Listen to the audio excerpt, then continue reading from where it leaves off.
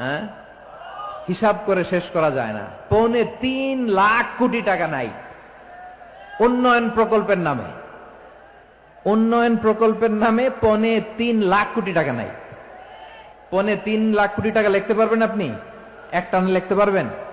বুঝতেছেন কত বড় সংখ্যা? হ্যাঁ, বনু মাখজুমিয়া গোত্রের এক নারী মক্কায় চুরিতে ধরা পড়ল। বলেন তো চুরি করলে বিধান কি? কি কাটতে হবে? চুরির বিধান হলো হাত কেটে দাও, তাও সেটা গোপনে নয়, প্রকাশ্যে জনসম্মুখে হাত কেটে দাও। বনু মাখজুমিয়া গোত্রের নারী যখন চুরিতে ধরা পড়লো, সাহাবারা চিন্তায় পড়ে গেলেন। সবেমাত্র মক্কার লোকেরা কালিমা পড়ে মুসলমান হয়েছে, ইসলামের আইন কানুন তেমন জানে না, ইসলামী শরিয়ার সাথে বেশি পরিচিত নয়। এখন যদি বিশ্বনবী চুরির যেই বিধান এটা যদি কায়েম করে হাত যদি কেটে দেয়, না জানি মক্কার লোকেরা আবার বিগড়ে যায়, না জানি মক্কার লোকেরা আবার মুরতাদ হয়ে যায়, না জানি মক্কার লোকেরা ইসলাম থেকে দূরে সরে যায়। চলো চলো, সাহাবীরা মিলে পরামর্শ করলেন, চলো বিশ্বনবীর কাছে যে বলি, ও নবী, শুধু কেবলমাত্র একমাত্র এই নারীর জন্য চুরির হাত কাটার বিধানটা আপনি একটু থামিয়ে দেন। চুরির হাত কাটার যে বিধান এখানে একটু রহিত করে দেন, বাকিগুলা কইরেন মদিনাতে যে চলবে, কিন্তু মক্কায় এবারের জন্য মাফ করে দেন। কিন্তু কে বলবে? এই যে পরামর্শ, সাজেশন, এটা কে দিবে বিশ্বনবীর কাছে? সাহাবারা চিন্তায় পড়ে গেলেন। আল্লাহর নবীর সামনে দাঁড়িয়ে আল্লাহর দেয়া হুদুদ, আল্লাহর দেয়া বিধান থামিয়ে দেওয়া, মাফ করে দেওয়া, এই কথা বিশ্বনবীর সামনে বলার সাহস তো কেউ রাখে না। কেউ কেউ বলল, বিশ্বনবীর পালক পুত্র যায়েদ বিন হারেসার সন্তান উসামারে বিশ্বনবী নাতির মতো আদর করে, বড্ড বেশি ভালোবাসে উসামারে। এজন্য সাহাবারা উসামাকে বলতো হিব্বু রাসূলিল্লাহ, বিশ্বনবীর ভালোবাসা। কি বলতো? সাহাবীরা বললেন, বিশ্বনবীর ভালোবাসা হিব্বু রাসূলিল্লাহ, উসামারে পাঠাও। উসামারে বিশ্বনবী নাতির মতো স্নেহ করে, মায়া করে, ভালোবাসে। আমরা পারবো না, উসামা পারবে। সবাই মিলে ফুলিয়ে ফুসিয়ে ওসামাকে, ছোট্ট ওসামাকে রাজি করালো। ওসামা এমন এমন কথা যে তুমি বিশ্বনবীর কাছে বলতে হবে, পারবা নাকি? ওসামা বলে, পারবো।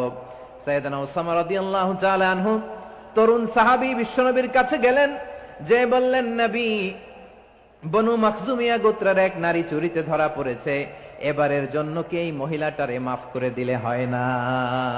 এবারের জন্য একটু ক্ষমা করা যায় না নবী? বিশ্বনবী বলেন, আতাশফাউ ফি হাদ্দিম মিন হুদুদিল্লাহ, তোমার এত বড় সাহস উসামা, তুমি আল্লাহর হাত, আল্লাহর দেয়া বিধান, এটার ব্যাপারে সুপারিশ করতে এসেছো? তোমরা কি জানো তোমাদের আগে যত কওম, যত গোত্র, যত জনপদ ধ্বংস হয়েছে তার কারণ ছিল তাদের মধ্যে গরিবরা অন্যায় করলে তারা বিচার করত, আর ধনীরা অন্যায় করলে তারা মাফ করে দিত। খবরদার!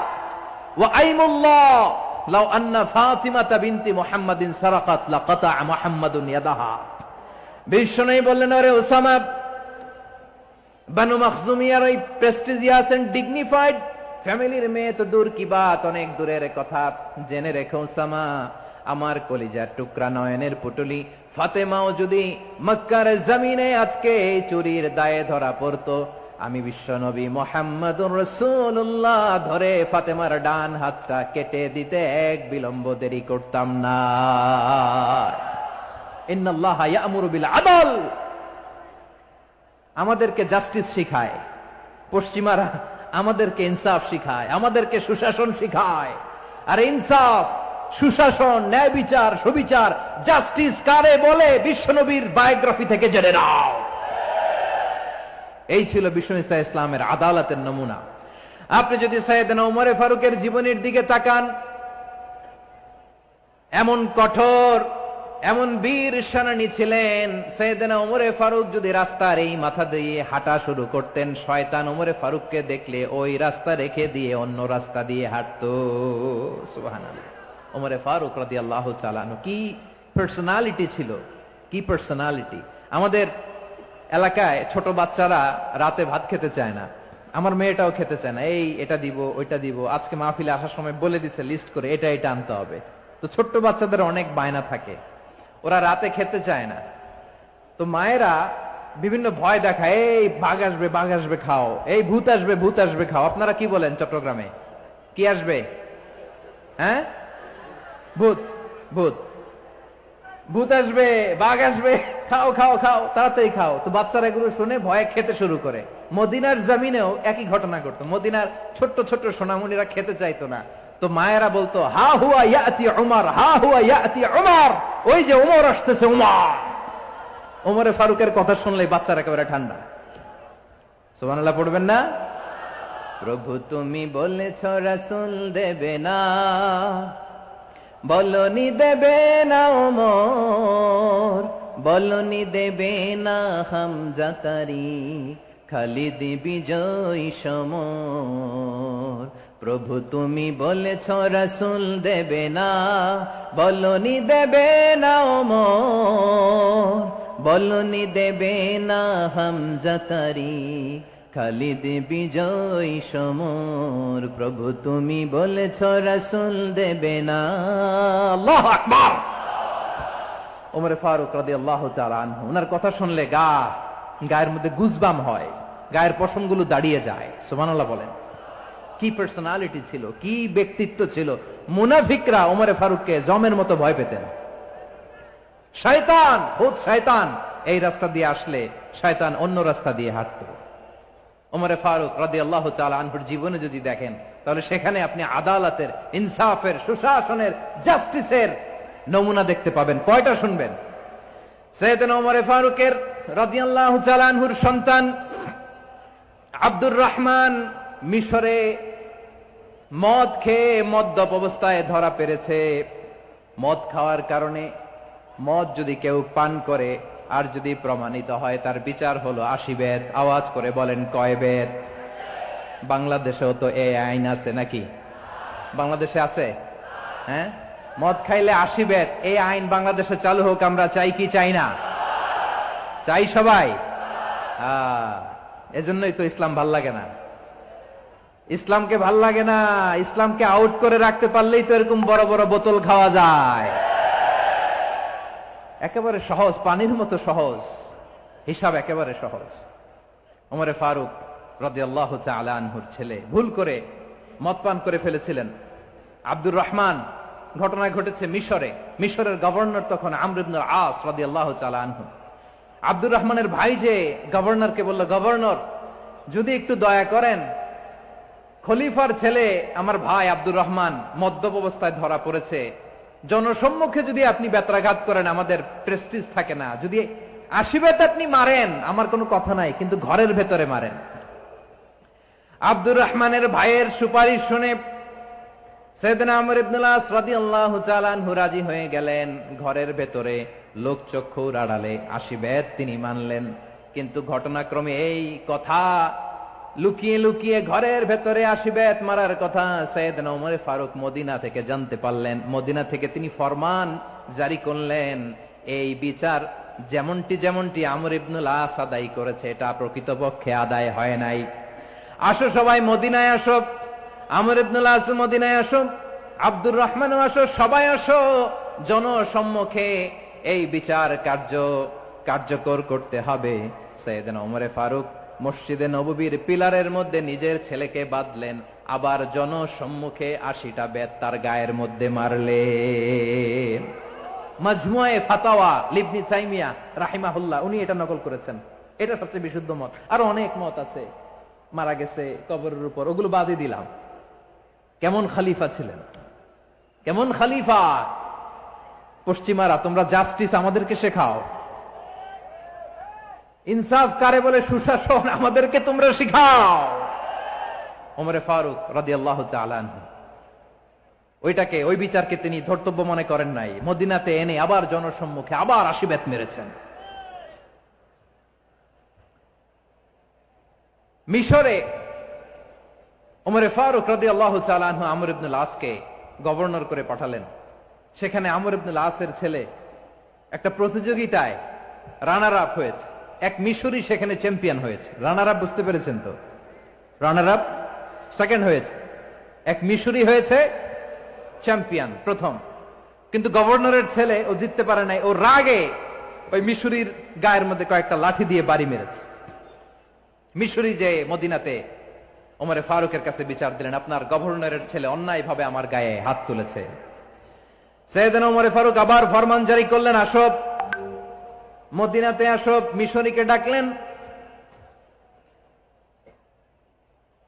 ওই মিশরের গভর্নর আমর ইবনুল আস রাদিয়াল্লাহু তাআলা আনহুকে ডাকলেন, তার ছেলেকেও ডাকলেন। সবাই বসে রইল। আমর ইবনুল আস রাদিয়াল্লাহু তাআলা আনহু মাথা নিচু করে বসে আছেন, লজ্জায় কাচুমাচু। হায় হায়, আজকে আমার ছেলের কারণে আমিরুল মুমিনিন খলিফাতুল মুসলিমিন ওমরে ফারুকের কাছে আমি জনসম্মুখে লজ্জিত হচ্ছি। সাইয়েদনা ওমরে ফারুক বললেন, এই নাও লাঠি। গভর্নরের ছেলে তোমার মাথার মধ্যে যতগুলো বাড়ি মেরেছে, আজকে জনসম্মুখে তুমি অতগুলা বাড়ি মারো। মিশরী বলে, থাক, আপনি যে ডেকে আনছেন সবার সামনে এটা বলছেন, এতেই আমি খুশি। আল্লাহু আকবার। আপনার মহানুভবতা দেখে আমি খুশি, আর অপমানের দরকার নাই। ওমরে ফারুক বলে, না, খবরদার, এই কথা মিশরী তুমি বলো না, মারো, যতগুলা বাড়ি মেরেছে মারো। বাধ্য হয়ে মিশরী আমর ইবনুল আসের সামনে ওনার কলিজার টুকরা সন্তানের মাথার মধ্যে বাড়ি মারতে আরম্ভ করলেন। ঠিক যতগুলা বাড়ি গভর্নরের ছেলে আমর ইবনুল আসের ছেলে মিশরীর গায়ে মেরেছিল, মাথায় মেরেছিল, মিশরী গুনে গুনে ততটা মারলেন। এই দৃশ্য দেখে ওমরে ফারুক রেগে মেগে আগুন, রাগের চোটে রাগ সামলাতে না পেরে, আর নিজেকে সামলাতে না পেরে মিশরীরে বললেন, ছেলেরে মারা শেষ হয়ে গেলে এবার বাবার টাক মাথার মধ্যে কয়েকটা বাড়ি মার। রাগের চোটে, আউট অফ অ্যাঙ্গার, রাগের চোটে, যে আমার পাঠানো গভর্নর আমর ইবনুল আস তার ছেলেকে কেন আদব তারবিয়া কেন শিক্ষা দিতে পারে না। ছেলেরে মারা হইলে এবার আমর ইবনুল আসের মাথার মধ্যে দুইটা মারো। এটা রাগে বলেছেন, এটা শাস্তি হিসেবে না। সুবহানাল্লাহ পড়ে। তোমরা আমাদেরকে সুশাসন শিখাও, আমাদেরকে সুশাসন শিখাও।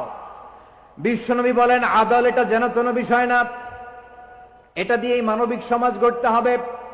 আল্লাহ তাআলা কিয়ামতের কঠিন ময়দানে, যেদিন স্বামী স্ত্রীকে চিনবে না, স্ত্রী স্বামীকে দেখে পালিয়ে যাবে, বন্ধু বন্ধুরে চিনবে না, পীর সাহেব মুরিদরে চিনবে না, মুরিদ পীর সাহেবরে চিনবে না, দলের কর্মী তার নেতারে চিনবে না, নেতা তার কর্মীরে চিনবে না, বন্ধু বন্ধুরে দেখে পালাবে। এই কঠিন মুহূর্তে সূর্যটা মাথার কাছে চলে আসবে, জমিনটা তামার জমিন হবে।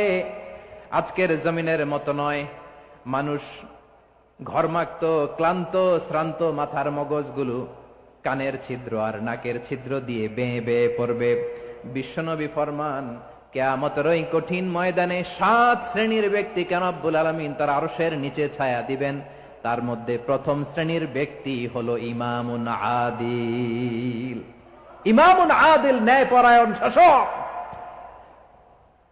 যে ইনসাফের সাথে বিচার করে, যে জাস্টিস সমাজে সার্ভ করে, যে সুশাসন নিশ্চিত করে, ওই ইমামুন আদিল। আদিল শব্দটা বুঝছেন না? ইন্নাল্লাহা ইয়া'মুরু বিল আদল। পাইছেন? আদিল।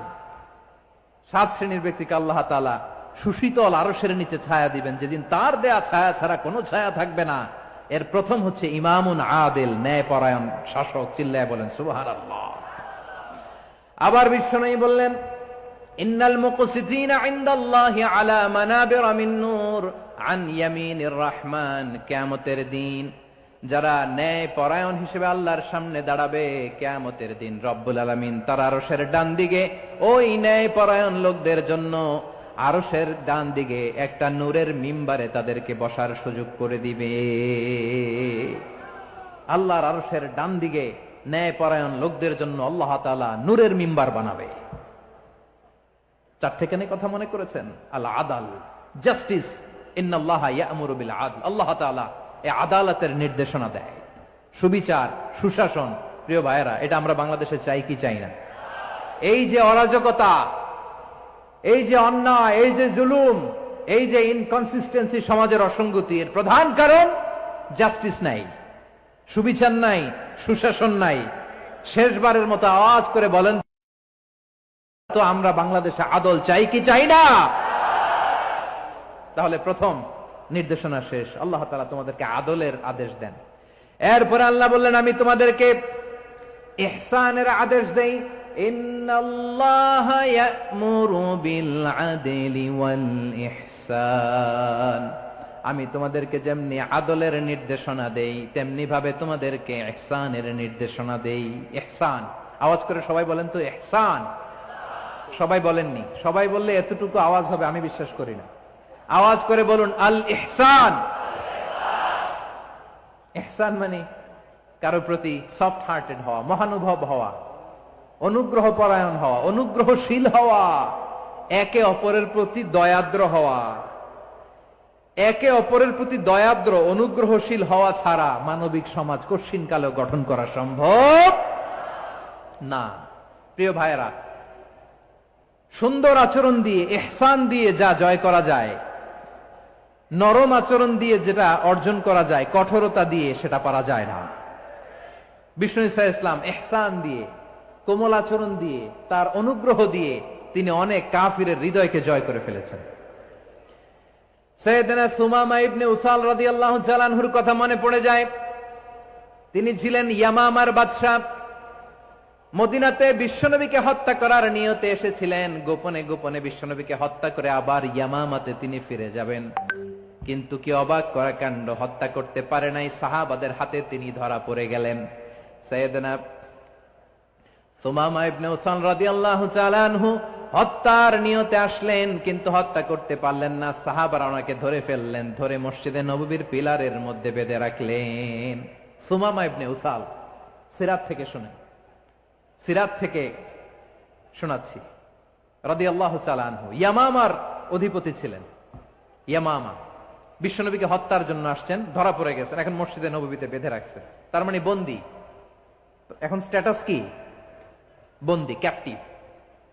বিষ্ণু ঈসা ইসলাম সাহাবাদেরকে বললেন তার খোঁজ খবর নিও, সুমামা ইবনে উসালের খোঁজ খবর নিও। সাহাবারা বলেন ইয়া রাসূলুল্লাহ, আপনাকে হত্যা করতে এসেছে, তার তো কঠিন ক্যাপিটাল পানিশমেন্ট হওয়া দরকার, কঠিন শাস্তি হওয়া দরকার। বিশ্বনবী বললেন না, আমি যেটা জানি তোমরা সেটা জানো না, তোমরা সুমামার সাথে ভালো আচরণ করো। বিশ্বনবী সুমামার কাছে গেলেন। প্রথম দিন যে তিনি কালেমার দাওয়াত দিলেন, ইমানের দাওয়াত দিলেন, ইসলামের দাওয়াত দিলেন, রিসালাতের দাওয়াত দিলেন, আখিরাতের দাওয়াত দিলেন। পরের দিন যে বিশ্বনবী সালাতের দাওয়াত দিলেন, যাকাতের দাওয়াত দিলেন, ইসলাম কি, কিভাবে, কেমন করে পালন করতে হয় চমৎকার আর্টিকুলেট করতে শুরু করলেন। তন্ময় হয়ে সুমামা ইবনে উসাল রাদিয়াল্লাহু তাআলা আনহু বিশ্বনবীর কথাগুলো শুনতে আরম্ভ করলো। একদিন নয়, দুই দিন নয়, টানা 3 দিন বিশ্বনবী সুমামার কাছে ইসলামকে প্রেজেন্ট করেছেন, উপস্থাপন করেছেন। আওয়াজ করে বলেন কয় দিন? 3 দিন। 3 দিন মসজিদে নববীতে বাধা। আর সাহাবীদেরকে বললেন তার খোঁজ খবর নিও, তোমরা যে রুটি বানাও এর মধ্যে সবচেয়ে ভালো আটার রুটিটা তারে দিও, সবচেয়ে রিফাইন্ড খেজুর, যেটা পিওর খেজুর, এটা তারে দিও। আর বিশ্বনবী নিজের উট থেকে দুধ দহন করে ওনার বাড়ির এক কর্মচারীকে বলেছেন দুধ দহন করে সুমামার জন্য নিয়ে যেও। সুবহানাল্লাহ পড়বেন না? সবাই তো অবাক, ইয়ামামা থেকে আসছে নবীকে হত্যা করতে, বিশ্বনবী দেখে তারে জামাই আদর করে, তাকে মজার মজার খাবার দিও, দুধ দিও, আদর আপ্যায়ন করো। একদিন নয়, 2 দিন নয়, টানা 3 দিন বিশ্বনবী এভাবে সুমামার কাছে যেয়ে যে ইসলামকে প্রেজেন্ট করতে আরম্ভ করলেন, ইসলামকে উপস্থাপন করতে শুরু করলেন। আর তাকে চমৎকার এন্টারটেইনমেন্ট, আপ্যায়ন দিতে আরম্ভ করলেন। টানা 3 দিন যখন ইসলামের দ্য বিউটিজ অফ ইসলাম, ইসলামের সুমহান বাণী, সৌন্দর্য তার কাছে উপস্থাপন শেষ, তাকে আপ্যায়ন শেষ, বিশ্বনবী বললেন সাহাবেদেরকে যাও এবার সুমামার হাতের পায়ের রশি দুটো খুলে দাও। সাহাবারা বললেন ইয়া রাসূলুল্লাহ, কি বলেন আপনি? ও তো হত্যাকারী, সুযোগ পায় নাই, আপনারে মারতে পারে নাই, ছেড়ে দিলে আবার ও আপনার উপর তলোয়ার নিয়ে ঝাঁপিয়ে পড়বে। নবী এই সিদ্ধান্ত আপনি নিতে যাবেন না। বিশ্বনবী বললেন যেটা বলেছি সেটা করো, সুমামার রশিগুলো ছেড়ে দাও, সুমামার হাতে পায়ের রশিগুলো যে তোমরা খুলে দাও। সাহাবারা তর্ক জুড়ে দিলেন, লা ইয়া রাসূলুল্লাহ, এমনটা করবেন না তো, ভয়ঙ্কর ভয়ঙ্কর খুনি, কি জানি কি হয়ে যায়। বিশ্বনবী বললেন না, তার হাতে পায়ের রশিগুলো খুলে দাও। সাহাবারা বিশ্বনবীর কথা মতো তার হাতে পায়ের রশিগুলো খুলে দিল। সুমামা মুহূর্তের মধ্যে মসজিদে নববী থেকে বের হয়ে ইয়ামামায় ফিরে না যে মসজিদে নববীর পাশে একটা খেজুর বাগান ছিল সেখানে চলে গেলেন। সেখানে একটা ছোট্ট কুয়া ছিল, কুয়ার পানি দিয়ে তিনি গোসল করলেন। সুবহানাল্লাহ পড়েন।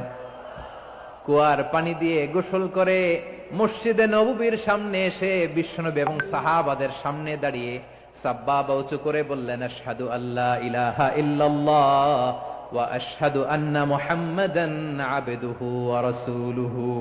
আল্লাহু আকবার। আমি সাক্ষ্য দিচ্ছি আল্লাহ ছাড়া কোনো ইলাহ নাই, আর মুহাম্মদ আল্লাহ তাআলার প্রেরিত বান্দা এবং রাসূল।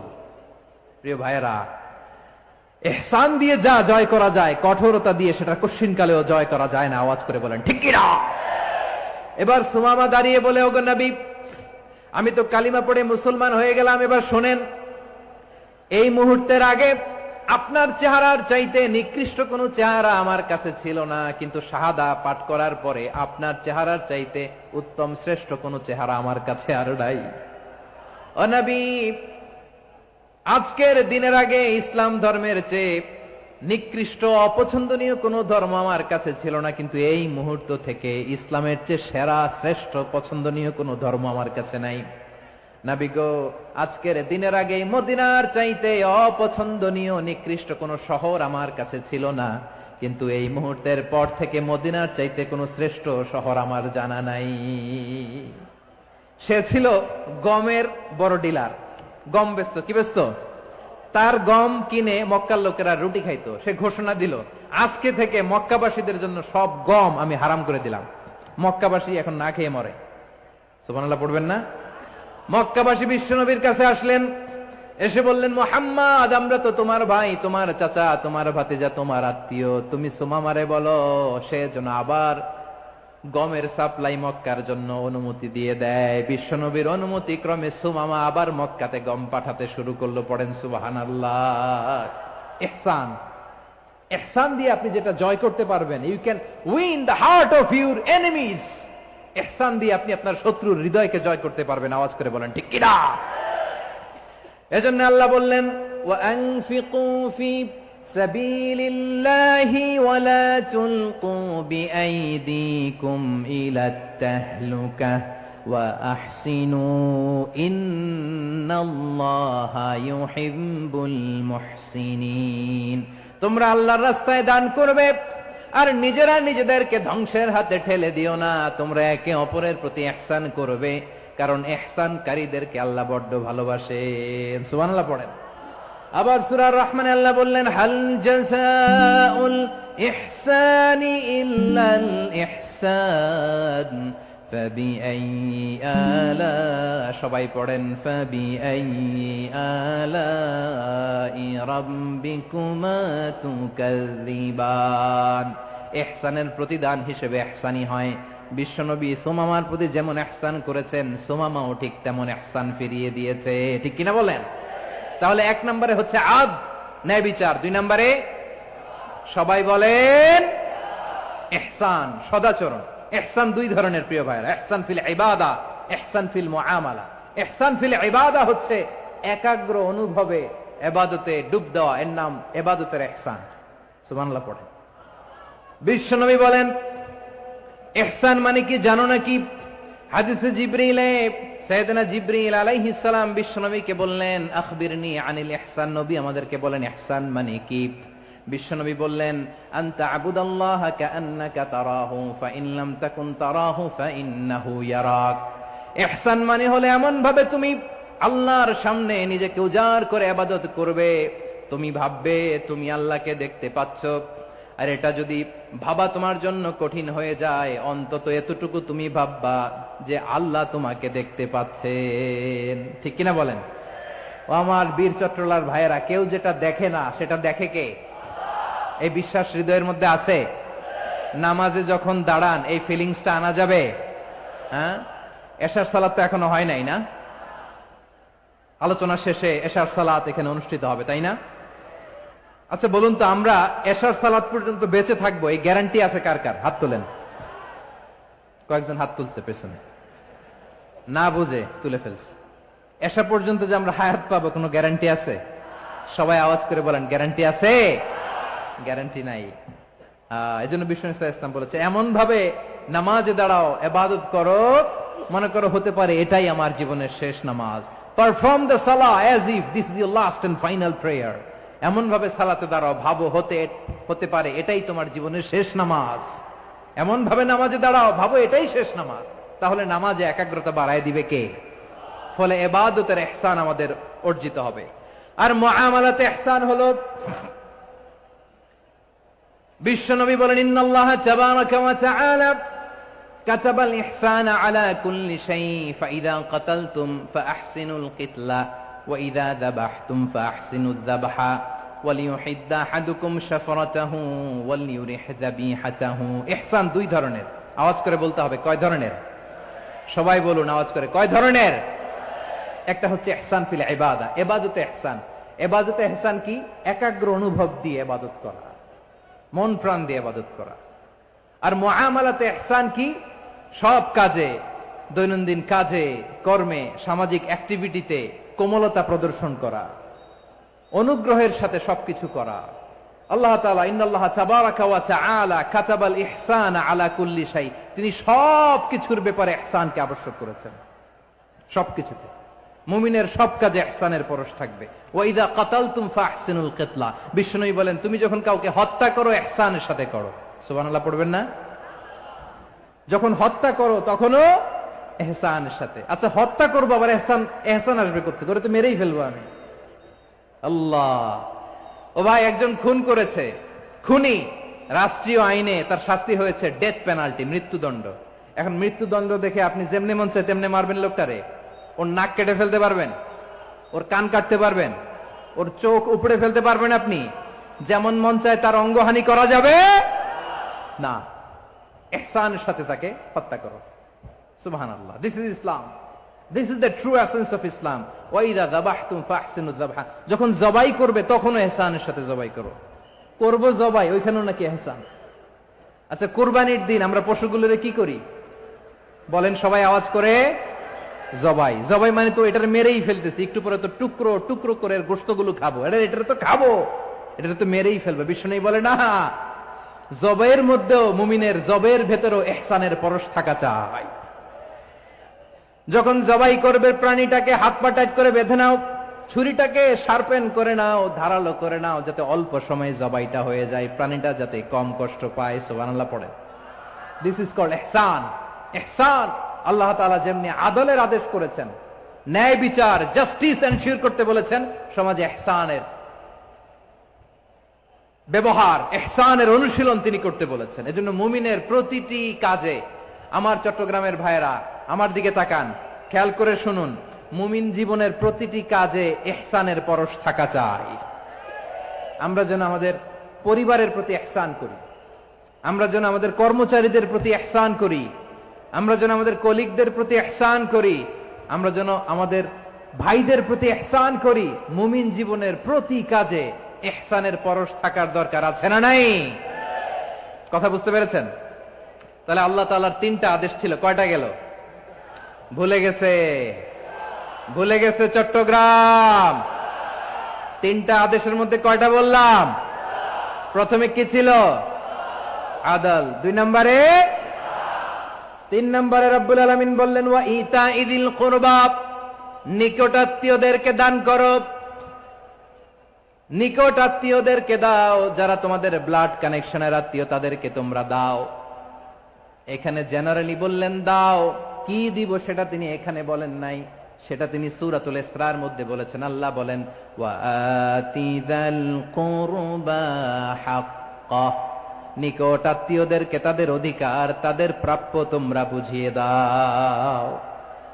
দেখেন, একটা শান্তির সমাজ, একটা সমৃদ্ধ সমাজ, একটা মানবিক সমাজ গঠনের জন্য আল্লাহ তাআলা বেশি না, মাত্র 3টা অর্ডার, 3টা ভার্ডিক্ট তিনি জারি করেছেন। 1 নাম্বার সুশাসন, ন্যায় বিচার। 2 নাম্বার ইহসান। 3 নাম্বার নিকটাত্মীয়, যারা কাছের, তোমার ভেরি ক্লোজ রিলেশনশিপে আছে, তাদেরকে দাও। দাও, দিলে বাড়িয়ে দেয় কে? অনেকে দিতে চায় না, কৃপণতা করে। দিলে বাড়ায় দেয় কে? ও মিয়া, মদিনার মধ্যে সবচাইতে গরিব সাহাবী ছিল বেলাল রাদিয়াল্লাহু তাআলা আনহু। ওনার এন্টায়ার অ্যাসেট, সম্পদের পরিমাণ কতদূর জানেন? একটা লুঙ্গি। বেলাল রাদিয়াল্লাহু তাআলা আনহু, ওনার টোটাল ওয়েলথের এস্টিমেশন হচ্ছে মাত্র একটা লুঙ্গি। একটা লুঙ্গি, টোটাল ওয়েলথ এস্টিমেশন টোটাল সম্পদের পরিমাণ বেলাল রাদিয়াল্লাহু তাআলা আনহুর কি ছিল? কথা বোঝে নাই বোধহয়, কি ছিল? ওই বেলাল রাদিয়াল্লাহু তাআলা আনহুকে বিষ্ণু ইসলাম বলেছেন, আনফিক ইয়া বেলাল, ও বেলাল তুমিও দাও। ওয়ালা তাখশা মিন যিল আরশি ইখলালা, আরশের অধিপতির তো কোনো ঘাটতি নাই, তুমি দিলে ওই আল্লাহ তোমারে বাড়ায় দিবে। এজন্য আমার প্রিয় ভাইয়েরা, দিলে কমে না, দিলে বাড়ে। অনেকে ধরে রাখে, নতুন কিছু নিতে পারে না, হাত দিয়ে যেটা ধরে রেখেছেন এটা দিয়ে দেন, বড় একটা ধরার সুযোগ পাবেন। জোরে বলেন ঠিক কিনা? ধরেন 5 কেজি ওজনের একটা ধরে রাখছেন, এখন 10, এটা না ছাড়লে 10 কেজি ধরতে পারবেন আপনি? আচ্ছা, 10 কেজির জিনিস একটা আছে হাতে, ওইটা যদি ছেড়ে দেন তাইলেই না 15 কেজি ধরতে পারবেন? কথা বলেন ঠিক কিনা? তাহলে দিলে বাড়িয়ে দেয় কে? রব্বুল আলামিন বললেন 3 নাম্বার আদেশ হলো তোমাদের প্রতি সমাজটারে কেমন করে মানবিক সমাজ, সুন্দর সমাজ গড়বা। 3 নাম্বার আদেশ হলো ওয়াআতিদাল কুরবা হাক্কা, নিকটাত্মীয়দেরকে তাদের প্রাপ্য বুঝিয়ে দাও। এই নিকটাত্মীয়দেরকে তাদের অধিকার বুঝিয়ে দেওয়া, প্রাপ্য বুঝিয়ে দেওয়াতে আমাদের গাফলতি আছে না নাই? চট্টগ্রামে নাই? মাশাআল্লাহ আছে, আছে। অনেকে দেখবেন অনেক আল্লাহওয়ালা, তাহাজ্জুদ গুজার, সেজদা দিতে দিতে কপালে কালো দাগ ফেলে দিছে, সে তার বোনের হকটা আদায় করে নাই। আছে না নাই? হ্যাঁ, এখানেও আছে। সর্বনাশ। অনেক বড় হাজী সাহেব, বিশাল লম্বা দাড়ি, ছেলেরে সব দিয়ে দিছে, মেয়েরে কিছু দেয় নাই, মেয়ের হক আদায় করে নাই। আছে না নাই? এই হাজী সাহেবেরা, এই আল্লাহওয়ালারা কিয়ামতের ময়দানে আটকে যাবে। আপনি অন্যের অধিকার নষ্ট করেছেন, তাদের রাইটস কে ভায়োলেট করেছেন। এজন্য আল্লাহ তাআলা বলেন, কারো অধিকার যদি কেউ নষ্ট করে, ওই সমাজটা মানবিক সমাজ কঠিনকালেও হতে পারে না। এজন্য 3 নম্বর আল্লাহ বললেন ওয়া ইতা ইদিল কুরবা, নিকটাত্মীয়দেরকে দাও। কি দিবা? তাদের অধিকার দিয়ে দাও। বোনের অধিকার বুঝিয়ে দাও, মেয়ের অধিকার বুঝিয়ে দাও, ফুফুর অধিকার বুঝিয়ে দাও। দেখবেন অনেক মায়েরা ছেলের পাতে মুরগির রান দেয়, মেয়ের পাতে দেয় মুরগির ঠ্যাং। এরকম আছে না নাই? ছেলেরা কি দেয়? মুরগির। মেয়ের পাতে কি দেয়? তো মেয়ের কি মুরগির রান খেতে মনে চায় না? মনে চায় না? এমনটা করা যাবে না। নিকটাত্মীয়দেরকে অধিকার দিয়ে দাও, নিকটাত্মীয়ের সাথে সুসম্পর্ক রাখো। আদেশটা কার? এজন্য প্রিয় ভাইয়েরা, জীবনে যদি বারাকা অর্জন করতে চান, নিকটাত্মীয়দের সাথে সুসম্পর্ক রাখতে হবে, তাদের জন্য উপহার পাঠাতে হবে। বিশ্বনবী বলেন, লা ইয়াদখুলুল জান্নাতা কাতে, যে ব্যক্তি আত্মীয়তার সম্পর্ককে ছিন্ন করে দেয়, সে কঠিনকালেও আল্লাহর জান্নাতে ঢুকবে না। আপনি কি এটারে সহজ হাদিস মনে করছেন? এটা সহজ কথা? আপনি ভাবছেন আপনার নামাজ আপনারে বাঁচাতে পারবে, আপনার রোজা বাঁচাতে পারবে, আপনার তাহাজ্জুদ আপনারে বাঁচাতে পারবে? আপনি অধিকার নষ্ট করলে কিছুই আপনারে বাঁচাতে পারবে না। এজন্য নিকট আত্মীয়দেরকে দিতে হবে বেশি বেশি। বিশ্বনবী বলেন, ইন্না সাদাকাতা আলাল মিসকিনি সাদাকা ওয়া আলা যির রাহিমি ইসনাতান সাদাকাতুন ওয়া সিলা। মিসকিনরে দান করলে শুধু দানের সওয়াব হয়, নিকট আত্মীয়কে দান করলে 2টার সওয়াব হয়। সাদাকার সওয়াব হয়, আবার আত্মীয়তার বন্ধন অটুট রাখার সওয়াব হয়ে যায়। আবার বিশ্বনবী বললেন, মান সাররাহু আইয়ুবসাতা লাহু ফি রিজকিহি ওয়া ইউনসা লাহু ফি আসারিহি ফালইয়াসিল রাহিমা। যে ব্যক্তি তার রিজিকের প্রশস্ততা চায় আর হায়াতে বরকত চায়, সে যেন তার আত্মীয়ের সাথে সুসম্পর্ক রাখে। আমার প্রিয় চট্টলার ভাইয়েরা, আমাদের রিজিক বাড়ুক, এটা আমরা চাই কি চাই না? সবাই চান? হ্যাঁ, আমাদের রিজিকে প্রশস্ততা আসুক, চাই কি চাই না? আমাদের হায়াতে বরকত আসুক, আমরা চাই কি চাই না? এই 2টা যদি চান, তাহলে নিকটাত্মীয়দের সাথে সুসম্পর্ক রাখবেন। পারবেন? তাহলে সমাজটারে মানবিক সমাজ বানায় দিবে কে? 3টা আদেশ চলে গেল। কয়টা? আওয়াজ করে বলেন। 1 নম্বরে কি ছিল? 2 নম্বরে, 3 নম্বরে নিকটাত্মীয়দেরকে দান। আপনাদেরকে আরো শোনার আগ্রহ আছে? আপনাদের মনোযোগ আছে না গেছে? কষ্ট হচ্ছে না? মাশাআল্লাহ, মাশাআল্লাহ। তাকবীর পড়ুন, লিল্লাহি তাকবীর।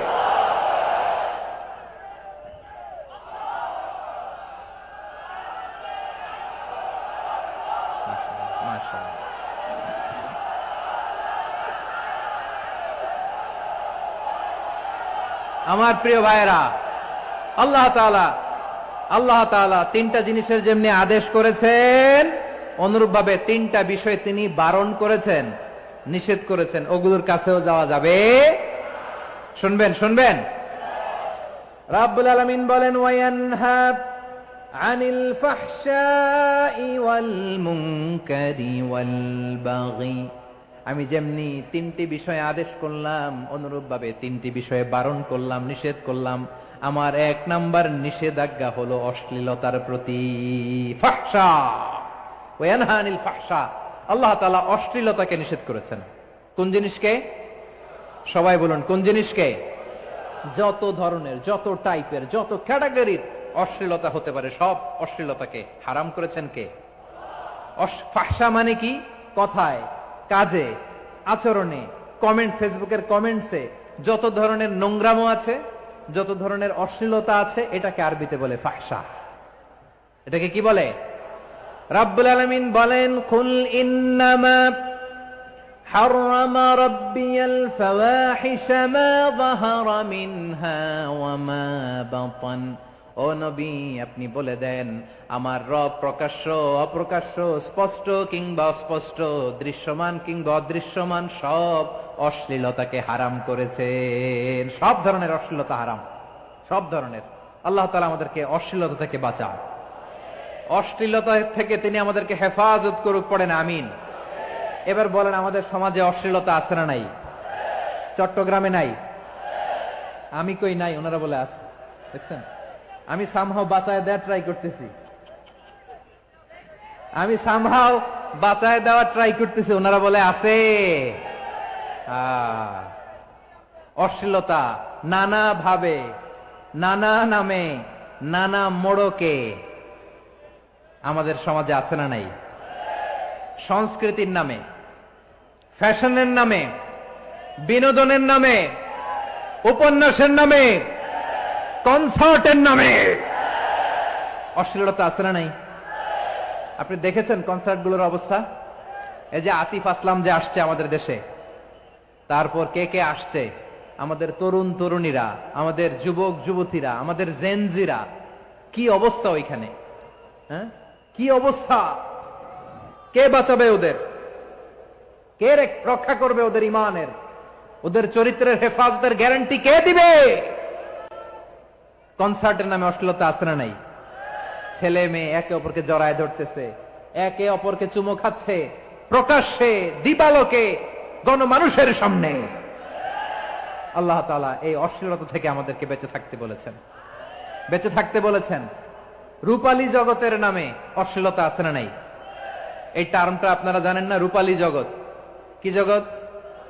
আসলে কি রূপালী জগৎ না অন্ধকার জগৎ? আমার বোনেরা, আপনাদেরকে যে কি বলে তারা বুঝায়, রূপালী জগৎ শুনেই আপনি ভরকে যাবেন না।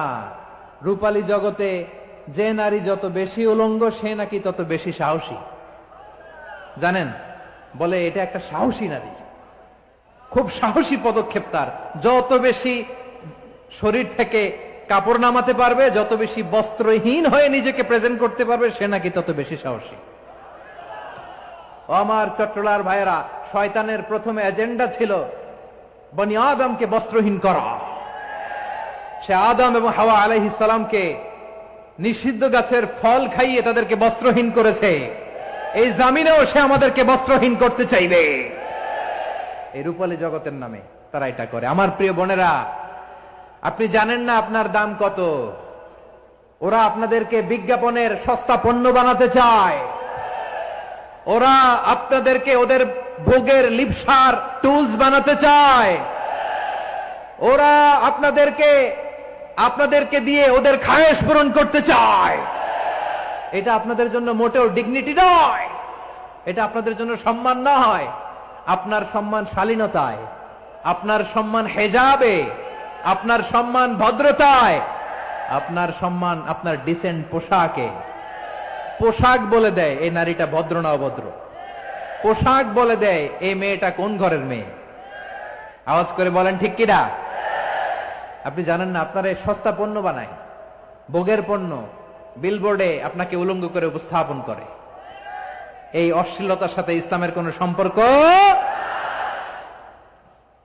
এজন্য আল্লাহ বলেন, আমি অশ্লীলতাকে হারাম করেছি। অশ্লীলতাকে হারাম করার প্রথম কারণ হলো এর মাধ্যমে মানবতাকে অপমানিত করা হয়। কারণ মানুষের সম্মান মানুষের পোশাকে। মানুষ যখন পোশাকহীন হয়ে যায়, বস্ত্রহীন হয়ে যায়, তার সম্মান কমে যায়, ঠিক কিনা? অশ্লীলতাকে হারাম করার প্রথম কারণ হচ্ছে মানুষ মানুষকে অপমান করে। একটা নারী, সে তো সম্মানিত, নারী যে কত সম্মানিত নারীরা এটা বুঝেই নাই। বিশ্বনবী বলেন, আর দুনিয়া কুল্লুহা মাতা ওয়া খায়রু মাতা'আদ দুনিয়া আল মারআতুস সালিহা। আমার বোনেরা, 5টা প্যান্ডেলে আপনারা এলইডিতে আমার আলোচনা শুনছেন, আমি জানি। আপনাদের এই গর্ভ যে কত দামি আপনি জানেন না। আপনার পেট থেকেই আসবে আগামী দিনের সালাহুদ্দিন আল আইয়ুবী। আপনার পেট থেকেই আসবে অনাগত দিনের ইমাম মাহদী আল মুনতাজার। আপনার পেট থেকেই আসবে অনাগত দিনের ফয়সাল, ওয়াসিম, মুগ্ধ, আবু সাইদের মতো বীর যোদ্ধা।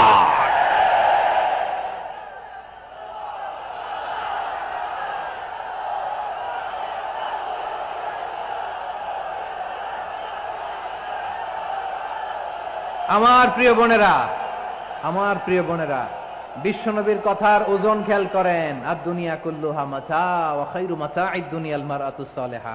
দুনিয়ার সবকিছুই অ্যাসেট, এর মধ্যে সবচেয়ে দামি অ্যাসেট নেককার নারী। আপনার গর্ভ যে কত দামি আপনি জানেন না। নিজের সময়টাকে কাজে লাগান, কোরআন পড়েন, সুন্নাহ পড়েন। আপনার অনেক দায়িত্ব ঘরে।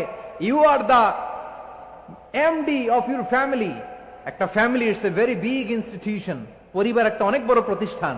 And you are the MD of your institution. আপনি এই পরিবারের MD, managing director of your family. এখানে আপনার কত দায়িত্ব। আপনি ছেলে মেয়েদেরকে তারবিয়া করবেন। আপনি আপনার স্বামীর জন্য ঘরটার জান্নাতের নীর বানাবেন। আপনার জন্য জান্নাতের ডুপ্লেক্স বাড়ি ওইখানে তৈরি করে রাখবে কে? আপনি যে কত দামি আপনি জানেন না। নারীদেরকে আল্লাহ বানিয়েছেন উচ্চতর করে, নিম্নতর নয়। নারীদেরকে ছোট্ট জিনিস দিলে এটারে বড় করে দেয়। নারীদেরকে ভ্রূণ দিলে, শুক্রাণু দিলে নারী এটারে বাচ্চা হিসেবে উপহার দেয়, ঠিক কিনা? বিয়ের মাধ্যমে স্বামী যখন তার শুক্রাণু তার স্ত্রীকে উপহার দেয়, স্ত্রী রিটার্নে কি উপহার দেয়? ফুল ফর্ম বেবি, মানব সন্তান। দেখছেন, আপনি দিলেন একটুক, উনি দিছে বিশাল। আপনি যদি নারীকে বাজার এনে দেন, নারী এটাকে সুস্বাদু খাবারে রূপান্তর করে দেয়। আপনি তাকে একটা মুচকি হাসি দিয়ে দেন, সে তার কলিজা দিয়ে দেয়। কিন্তু যদি আপনি তার মনে কষ্ট দেন, সে আপনার জীবনকে জাহান্নাম বানায়া দেয়। খবর আছে, নারীর মন বুঝতে পারলে নেয়ামত, বুঝতে না পারলে কিয়ামত, ঠিক কিনা বলেন? আমার প্রিয় বোনেরা, আপনি যে কত দামি আপনি জানেন না। জানেন না আপনি কত দামি, অনেক দামি আপনি। আপনাদেরকে যেন ভোগের সস্তা পণ্য বানাতে না পারে, আপনাদেরকে সচেতন থাকতে হবে, সজাগ থাকতে হবে, কনসার্ন থাকতে হবে। শয়তানের ওই হাতছানির দিকে আর নজর দেওয়া যাবে না। তাহলে কেন আল্লাহ তাআলা এই ফাহশা অশ্লীলতাকে হারাম করলেন? 1 নাম্বার, এতে হিউম্যান ডিগনিটি কমে। 2 নাম্বার, এতে মানুষের অধিকার নষ্ট হয়। আপনি বিয়ে করেছেন, এরে পরকিয়া করেন, ওর সাথে এরকম আছে না নাই? স্ত্রীর অধিকার নষ্ট করেছেন। আপনি বিবাহ সম্পর্কে আবদ্ধ হয়েছেন তার সাথে, আপনি পরকিয়া করেন ওই ছেলের সাথে, আপনি আপনার হাজবেন্ডের সাথে বিট্রে করেছেন। এজন্য আল্লাহ অশ্লীলতাকে হারাম করেছেন। অশ্লীলতাকে হারাম করার আরেকটা কারণ হচ্ছে আল্লাহ তাআলা এই হিউম্যান জেনারেশনকে এটাকে প্রিজার্ভ করতে চায়। হিফজুন নাসল, এটা মাকাসিদুশ শরিয়ার অনেক গুরুত্বপূর্ণ একটা মাকাসিদ, অনেক গুরুত্বপূর্ণ। আপনার নাসল, আপনার জেনারেশনকে সংরক্ষণ করা। এই যে আসতেছে ফেব্রুয়ারি, কত ফেব্রুয়ারি জানো? এটা কি বিশ্ব ভালোবাসা দিবস? হ্যাঁ, কি দিবস?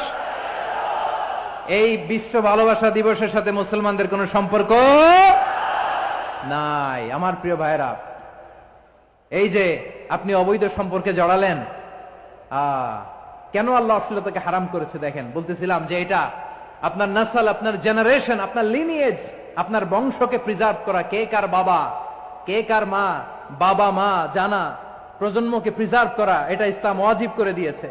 এই যে অবৈধ সম্পর্কের কারণে, বিশ্ব বেহায়া দিবসের কারণে, এগুলোর আউটকাম, আউটপুট হিসেবে মাঝে মাঝে ঢাকা মেডিকেলের ডাস্টবিনে নবজাতকের বাচ্চার কান্নার আওয়াজ শুনতে পাওয়া যায়। চট্টগ্রাম মেডিকেলের ডাস্টবিনে নবজাতকের কান্না শুনতে পাওয়া যায়। বীর চট্টলার মুসলমানেরা বুঝতে পারলে আওয়াজ করে বলেন, এই যে চট্টগ্রাম মেডিকেলে যে নবজাতকটা পাওয়া গেল, ওর বাবাকে আমাকে বলেন, ওর বাবাকে, ওর মাকে, ও কোন ফ্যামিলির সন্তান কেউ জানে? আপনি হিউম্যান ডিগনিটিকে অপমান করেছেন না? আপনি তার ভবিষ্যৎকে অন্ধকার করেছেন না? আপনি তার লিনিয়েজকে প্রশ্নবিদ্ধ করে দিয়েছেন না?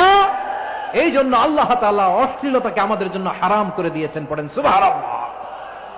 এই জন্য রব্বুল আলামিন বলেন, কুল ইন্নামা حرم ربي الفواحش ما ظهر منها وما بطن।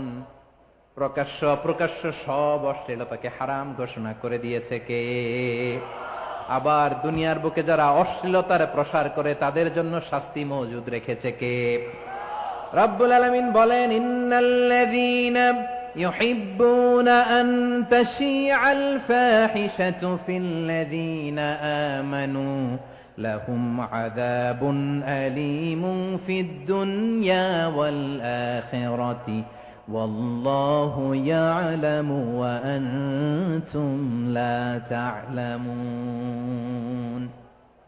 নিশ্চয়ই যারা বিশ্বাসীদের মাঝে অশ্লীলতার প্রচার প্রসার করতে চায় তাদের জন্য আমি মর্মন্তুদ শাস্তি প্রস্তুত করে রেখেছি, দুনিয়াতেও রেখেছি, আখিরাতেও রেখেছি। ঘোষণাটা কার? যারাই নাটকের নামে, সিনেমার নামে, রূপালী জগতের নামে, মুভির নামে, ওটিটি প্ল্যাটফর্মের নামে আমার সমাজে অশ্লীলতা ছড়াতে চায় তাদের জন্য কঠিন মর্মন্তুদ শাস্তি মজুদ রেখে দিয়েছে কে?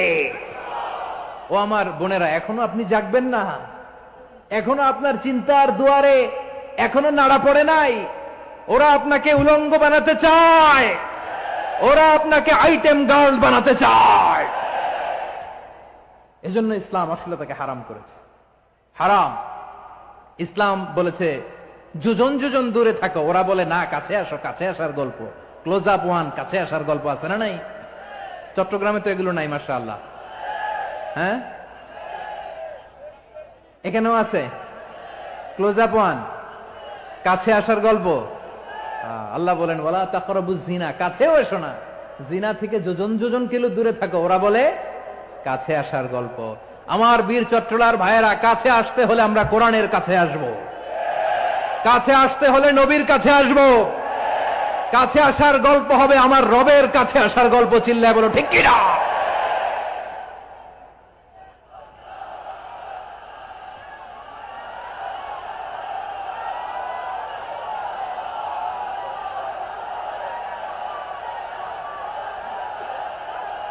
বসুন বসুন আমার ভাইয়েরা।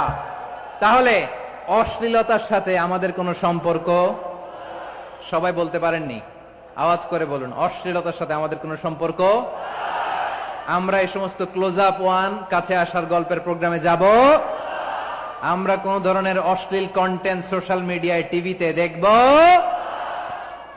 কি যুগ যে আমরা কাটাচ্ছি আপনি কল্পনা করতে পারবেন না। পর্ন ইন্ডাস্ট্রি, নারী পুরুষের বস্ত্রহীন যুগল দৃশ্য, এটাকে দিয়ে ওরা কোটি ডলারের ইন্ডাস্ট্রি বানিয়েছে। পুরো মানব ইতিহাসে এরকম জঘন্য সময় মানব ইতিহাস পার করে নাই। পর্ন এটা ইন্ডাস্ট্রি হয়ে গেছে। আমাদের এই যুবকগুলো, জেনজি গুলো, ওদের চরিত্র বাঁচাবে কি করে? কেমন করে হেফাজত করবে ওদের এই মূল্যবান চরিত্র? আমার প্রিয় ভাইরা, এই অশ্লীলতার দ্য লেটেস্ট ভার্সন হচ্ছে LGBTQ, শরীফ থেকে শরীফা। শুনছেন আপনারা? দেখতে পুরুষ, আসলেই পুরুষ, সুস্থ একজন পুরুষ, 4 সন্তানের বাবা, বলে আমি মনে মনে নারী। দেখতে নারী, সুস্থ নারী, আসলেই সে দিব্যি একজন নারী, বলে আমি মনে মনে পুরুষ। সবচেয়ে ভয়ঙ্কর অশ্লীলতার সবচাইতে লেটেস্ট ভার্সন হচ্ছে এই ট্রান্সজেন্ডারিজম। সুস্থ পুরুষ তার বায়োলজিক্যাল গ্রোথকে হরমোন দিয়ে স্টপ করে দিয়ে সে সার্জারি করে নারী হতে চায়, সুস্থ নারী পুরুষ হতে চায়। পুরুষ পুরুষের প্রতি সেক্সুয়ালি আকর্ষণ বোধ করে। এটা লূত আলাইহিস সালামের কওমের মধ্যে ছিল। এটাকেও আল্লাহ কোরআনে ফাহিশা বলেছেন। ওয়ালুতান ইয قال لقومه أتأتون الفاحشة ما سبقكم بها من أحد من العالمين। লূত আলাইহিস সালাম বললেন, তোমরা কি এমন এক অশ্লীল কার্যক্রমে ডুব দিলে নাকি যেটা গোটা বিশ্বের কেউ কখনো করে নাই, তোমরাই প্রথম করেছো। পড়েন নাউযুবিল্লাহ। এই পশ্চিমের এই রোগ আমার দেশে যেন আসতে না পারে, আমাদের সজাগ থাকতে হবে। প্রিয় ভাইরা চিল্লায় বলেন ঠিক কিনা? পশ্চিমের অবস্থা ভয়ঙ্কর। পাশ্চাত্যে আমি যুক্তরাষ্ট্রে ছিলাম অনেকদিন, কয়েক মাস, বিভিন্ন স্টেটে ঘুরেছি। গার্ডিয়ানরা উদ্বিগ্ন, ছেলে মেয়েদেরকে, ছোট্ট ছেলে মেয়ে, ওদেরকে জিজ্ঞেস করে, তুমি how do you feel right now inside yourself? তুমি ভিতরে ভিতরে কেমন ফিল করো? তোমার কি ছেলে ছেলে লাগে না মেয়ে মেয়ে লাগে? আচ্ছা বলেন, এই ছোট্ট বাচ্চাটাও কি এগুলো জেন্ডার অ্যাসাইনমেন্ট বলতে এগুলো কিছু বুঝে? এইভাবে মিসগাইড করা হচ্ছে। কৌতূহল বশত ছোট্ট ছেলে যদি বলে আমার তো মেয়ে মেয়ে লাগে, তখন বলে যে না তুমি মেয়ে, ছেলে না। মা বাবা বাধা দিলে ওকে আলাদা গভর্নমেন্ট হাউসে নিয়ে যায়। ভয়ঙ্করতম অবস্থা। আমরা একটা সময়ে শুনতাম যে হুজুর আমার ছেলেটা খুব ভালো, হাফেজে কোরআন, আল্লাহওয়ালা। হুজুর আমার ছেলে দাড়ি রাখছে, আল্লাহওয়ালা। হুজুর আমার ছেলে 5 ওয়াক্ত সালাত জামাতের সাথে পড়ে, তার মানে আল্লাহওয়ালা। পশ্চিমে যে আমি কি শুনছি জানেন? ওরা বলে হুজুর আমার ছেলেটা ইউনিভার্সিটির একটা মেয়ের সাথে প্রেম করে, ও খুব আল্লাহওয়ালা, হুজুর দোয়া করবেন। এর কারণ ওদের কাছে আল্লাহওয়ালার ক্রাইটেরিয়া হচ্ছে হুজুর আমার ছেলেটা আরেক ছেলের পছন্দ করে নাই, আমার মেয়েটা আরেক মেয়েকে ভালোবাসে নাই, এজন্য আমার ছেলেটা আল্লাহওয়ালা, হুজুর ওর জন্য একটু দোয়া করে দিয়েন। কি চ্যালেঞ্জ ওরা ফেস করতেছে। ওনার ছেলে যে আরেক ছেলেরে বিয়ে করবে না, এটাতেই উনি খুশি যে আলহামদুলিল্লাহ আমার ছেলেটা একটা মেয়েরে ভালোবাসে, আমার মেয়েটা একটা ছেলেরে ভালোবাসে, মানে এটা খুব আল্লাহওয়ালা। নাউজুবিল্লাহ পড়তে পারলেন না? এজন্য অশ্লীলতার সাথে আমাদের কোনো সম্পর্ক। রাব্বুল আলামিন বলেন ওয়ায়ানহা আনিল ফাহশাই ওয়াল মুনকারি ওয়াল বাগি। তিনটা জিনিসকে আমি নিষিদ্ধ করলাম। এক নাম্বার হলো ফাহশা, অশ্লীলতা। 2 নম্বরে হলো মুনকার, সমস্ত মন্দ কাজ। আপনাদের মনোযোগ আছে না? শেষ করে দিব? আর 2-1 মিনিট শুনবেন? আচ্ছা বলি তাহলে, আর 2-1 মিনিট। তাহলে নিষেধাজ্ঞা জারি করেছেন 3টা জিনিসের উপর। 1 নাম্বার কি? ফাহশা, অশ্লীলতা। 2 নাম্বার মুনকার।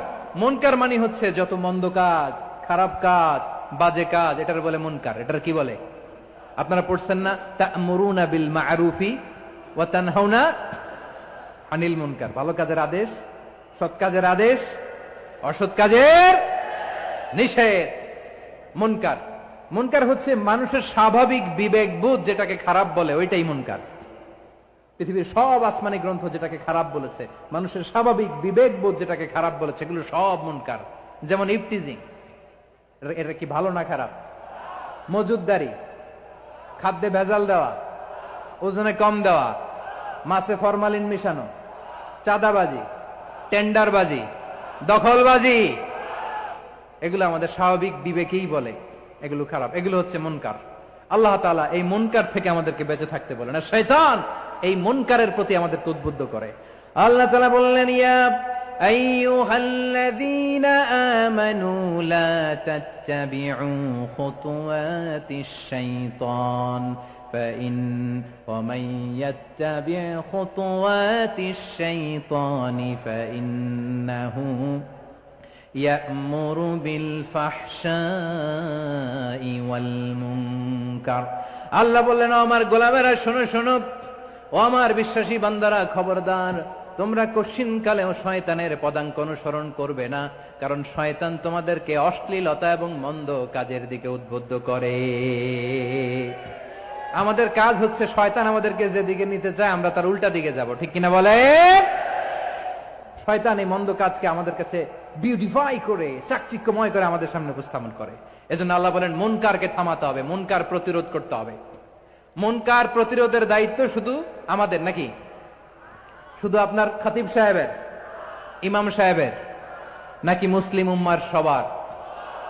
আওয়াজ করে বলুন, মুনকার অসৎ কাজ প্রতিরোধের দায়িত্ব কার? রাব্বুল আলামিন বলেন কুনতুম خير أمة أخرجت للناس تأمرون بالمعروف وتنهون عن المنكر তোমাদেরকে শ্রেষ্ঠ জাতি করে জমিনের মধ্যে আবির্ভূত করা হয়েছে যাতে করে তোমরা জমিনের ভেতরে সৎ কাজের আদেশ করতে পারো আর অসৎ কাজের নিষেধ করতে পারো। উম্মাহ কুনতুম খায়রা, তাহলে গোটা উম্মার দায়িত্ব, এটা বুঝতে পারছেন তো? আচ্ছা, আরো নিচে আসেন। এরপরে আল্লাহ বললেন শুধু উম্মাহ না, এই জমিনের রাজত্ব আমি যাদের হাতে দেই, এই জমিনের মালিক আমি যাদেরকে বানিয়ে দেই, যাদেরকে আমি সরকারের দায়িত্ব দেই, তাদেরকেও মুনকার প্রতিরোধের দায়িত্ব দিয়েছে কে? আল্লাহ বলেন যারা ক্ষমতার মসনদে বসেছে তাদেরকে 4 দফা কর্মসূচি আমি আল্লাহ দিলাম। আওয়াজ করে বলেন কয় দফা? আল্লাহ বলেন আল্লাযীনা ইম্মাক্কান্নাহুম ফিল আরদি আকামুস সালাতা ওয়া আতাউয যাকাতা ওয়া আমারু বিল মা'রুফি ওয়া নাহাউ আনিল মুনকার ওয়ালিল্লাহি আকিবাতুল উমুর। যারা এই জমিনের উত্তরাধিকার হয়েছে তারা 4 দফা কর্মসূচি নিয়ে সামনে আগাবা। সালাত কায়েম করবা, যাকাত আদায় করবা, সৎ কাজের আদেশ দিবা, অসৎ কাজ থেকে মুনকার প্রতিরোধ করবা। আদেশটা কার? আমার প্রিয় চট্টলার ভাইরা, পুরো উম্মার দায়িত্ব মুনকার প্রতিরোধ করা, সরকার প্রধানের দায়িত্ব মুনকার প্রতিরোধ করা। এরপর আল্লাহ বলেন প্রতিটা ফ্যামিলির যিনি প্রধান সিইও বাবা, প্রত্যেক বাবারও দায়িত্ব এই মুনকার প্রতিরোধ করা। আওয়াজ করে বলেন ঠিক কিনা? যেমনটি সাইয়েদনা লুকমান আলাইহিস সালাম ওনার কলিজার টুকরা সন্তানকে আদেশ করেছেন, ইয়া বুনাইয়া আকিমিস সালাতা ওয়া'মুর বিল মা'রুফি ওয়ানহা আনিল মুনকার। পড়েন সুবহানাল্লাহ। বাবা ছেলেকে সবক দিচ্ছে। কে সবক দিচ্ছে? কাকে? লুকমান আলাইহিস সালাম ছেলেকে বলতেছে, ওরে আমার কলিজার টুকরা সন্তান, ওরে আমার বাছা, নামাজ কায়েম করবা, সৎ কাজের আদেশ দিবা, আর মুনকার প্রতিরোধ করবা, অসৎ কাজ, সমাজ থেকে খারাপ কাজকে ঝেঁটে বিদায় করে দিবা। তাহলে দেখেন আমি স্টেপ বাই স্টেপ নামলাম।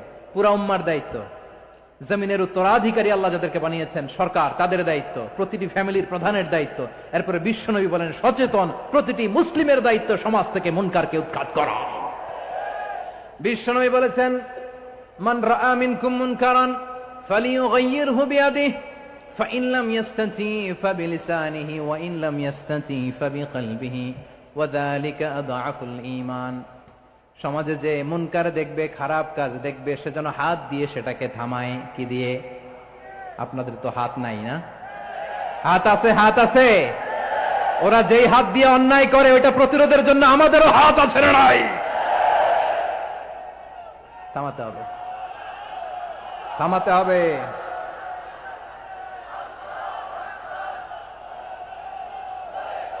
বসুন আমার প্রিয় ভাইয়েরা, ওরা ওদের যে হাত দিয়ে টেন্ডারবাজি করে, চাঁদাবাজি করে, ইফটিজিং করে, দখলবাজি করে, যে হাত দিয়ে, ওই মুনকার থামায় দেওয়ার জন্য আল্লাহর দেয়া আমাদেরও 2টি হাত আছে না নাই? আমাদেরও হাত আছে। থামাইতে হবে, থামাইতে হবে, হিম্মত করতে হবে। আমার প্রিয় ভাইয়েরা, না থামালে আমরাই ডুববো শেষমেশ। আমাদের বাঁচার জন্য হলেও থামাইতে হবে। রব্বুল আলামিন বলেন ওয়াত্তাকু ফিতনাতাল লা তুসিবান্নাল্লাযীনা যালামু মিনকুম খাসসা। ও আমার গোলামেরা, ওই আযাবকে ভয় করো যে আযাব যখন আমি জমিনের বুকে পাঠাই শুধু জালেমদেরকেই মারি না, আলেমদেরকেও মারি। আযাব যখন আসে তখন শুধু জালিমই মরে না, আলেমও মরে। জানেন মুসা আলাইহিস সালামের পায়ে একবার একটা লাল পোকা কামড় দিয়েছে, লাল পিঁপড়া। লাল পিঁপড়া কামড় দিলে খুব আরাম লাগে না? কি লাগে? হ্যাঁ, জলে না? লাল একটা পিঁপড়া কামড় দিছে, তো উনি রেগে মেগে পাশি দেখে লাল পিঁপড়ার বাসা, পা দিয়ে ডলে মুছে সবগুলো পিঁপড়া মেরে ফেলছে। এই ঘটনাটা আল্লাহ ঘটিয়েছেন এজন্য মুসা আলাইহিস সালাম ছিলেন কালিমুল্লাহ, সরাসরি আল্লাহর সাথে কথা বলতেন। তিনি আল্লাহকে জিজ্ঞেস করেছিলেন, আল্লাহ তুমি যখন কোন জনপদে আযাব পাঠাও শাস্তি দাও। ওখানকার শুধু জালেমরাই তো মরে না, ভালো মানুষগুলাও মরে। তো আযাব দিবা মুশরিকদের উপর দিবা, অবাধ্যদের উপর দিবা, ভালো মানুষগুলারে মারো কেন? আল্লাহ বললেন, মুসা তোমার যে কামড় দিছিল পায়ের মধ্যে পিঁপড়া, কয়টা পিঁপড়া? জোরে বলেন। একটা পিঁপড়া, সবগুলারে মারলা কেন?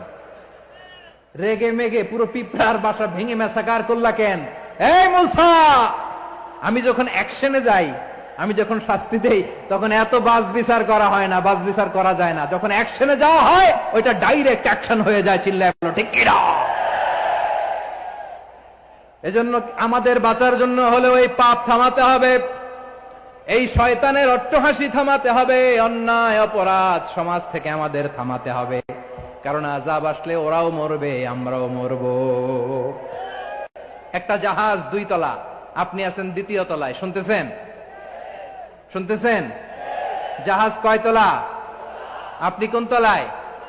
2য় তলায়। নিচের তলার কিছু লোক জাহাজের তলা ছিদ্র করতে আরম্ভ করছে। কি ছিদ্র করতেছে? আচ্ছা, জাহাজের তলা ছিদ্র করলে তলা দিয়ে কি ঢুকে? এখন আপনি যদি বলেন আমার কি, আমি তো 2 তলায়, আমার কি, আমি তো সেফ, আমি ইন দ্য সেফ জোন, আমি তো ভালো আছি, আমি তো ভালো আছি, ওরা ছিদ্র করে ওরা মরবে। আসলে কি শুধু ওরা মরবে, নাকি তলা ফুটো হলে ভিতরে পানি ঢুকলে আপনারও শরীর সমাধি হবে? তলা দিয়ে যখন পানি ঢুকবে, জাহাজ ডুবলে আপনিও মরবেন। এজন্য নিজে মরার আগে ওই পাগলগুলোর নিচতলায় যে থামাতে হবে। চিল্লায় বলেন ঠিক কি না? এজন্য আল্লাহ বললেন, মুনকার প্রতিরোধের দায়িত্ব সমাজের টপ টু বটম সবার। পুরো আম্মার দায়িত্ব, সরকার প্রধানের দায়িত্ব, প্রতিটি ফ্যামিলির প্রধান বাবার দায়িত্ব, বিশ্বনবী বললেন প্রতিটি সচেতন মুসলিমের দায়িত্ব। এজন্য মুনকার প্রতিরোধ করার দরকার আছে না নাই? সমাজে এই যে ইফটিজিং হয়, আপনার বোনের বয়সী একটা মেয়েকে কিছু বকাটে টিটকারি করে, এই বলে সেই বলে, নোংরা কথা বলে, রাস্তায় দেখেও আপনি পাশ দিয়ে না দেখার মতো চলে যান কেন? আপনি দাঁড়ান না কেন? আপনি দাঁড়ালেই তো থেমে যাবে। কারণ সত্যের যে শক্তি, তার সামনে মিথ্যা মুখ থুবড়ে পড়ে। আপনার সামনে ও কিছুই না, নাথিং। আপনি দাঁড়ান, ওকে প্রশ্ন করেন যে আমার বোনকে তুমি ডিস্টার্ব করো কেন? আপনাকে দেখে আরো 5 জন দাঁড়াবে, 5 জনকে দেখে আরো 10 জন দাঁড়াবে। আমাদের নীরবতা আর আমাদের নিশ্চুপ থাকাই জালিমদেরকে আরো শক্তিশালী জালিম বানিয়েছে। এজন্য মুনকার প্রতিরোধের দায়িত্ব আমাদের সবার। টেন্ডারবাজি, চাঁদাবাজি, দুর্নীতি, অপরাধ, দখলদারিত্ব, মজুদদারি, এগুলো সবকিছু একসাথে প্রতিরোধ করতে হবে। ঠিক কিনা বলেন? একটা মানবিক সমাজ যদি চাই, প্রতিরোধ করতে হবে। প্রিয় ভাইয়েরা, আল্লাহর শপথ নিয়ে বলি, এই নাসিহাত গুলো সবার জন্য, সব দলের জন্য, সব মতের মানুষের জন্য।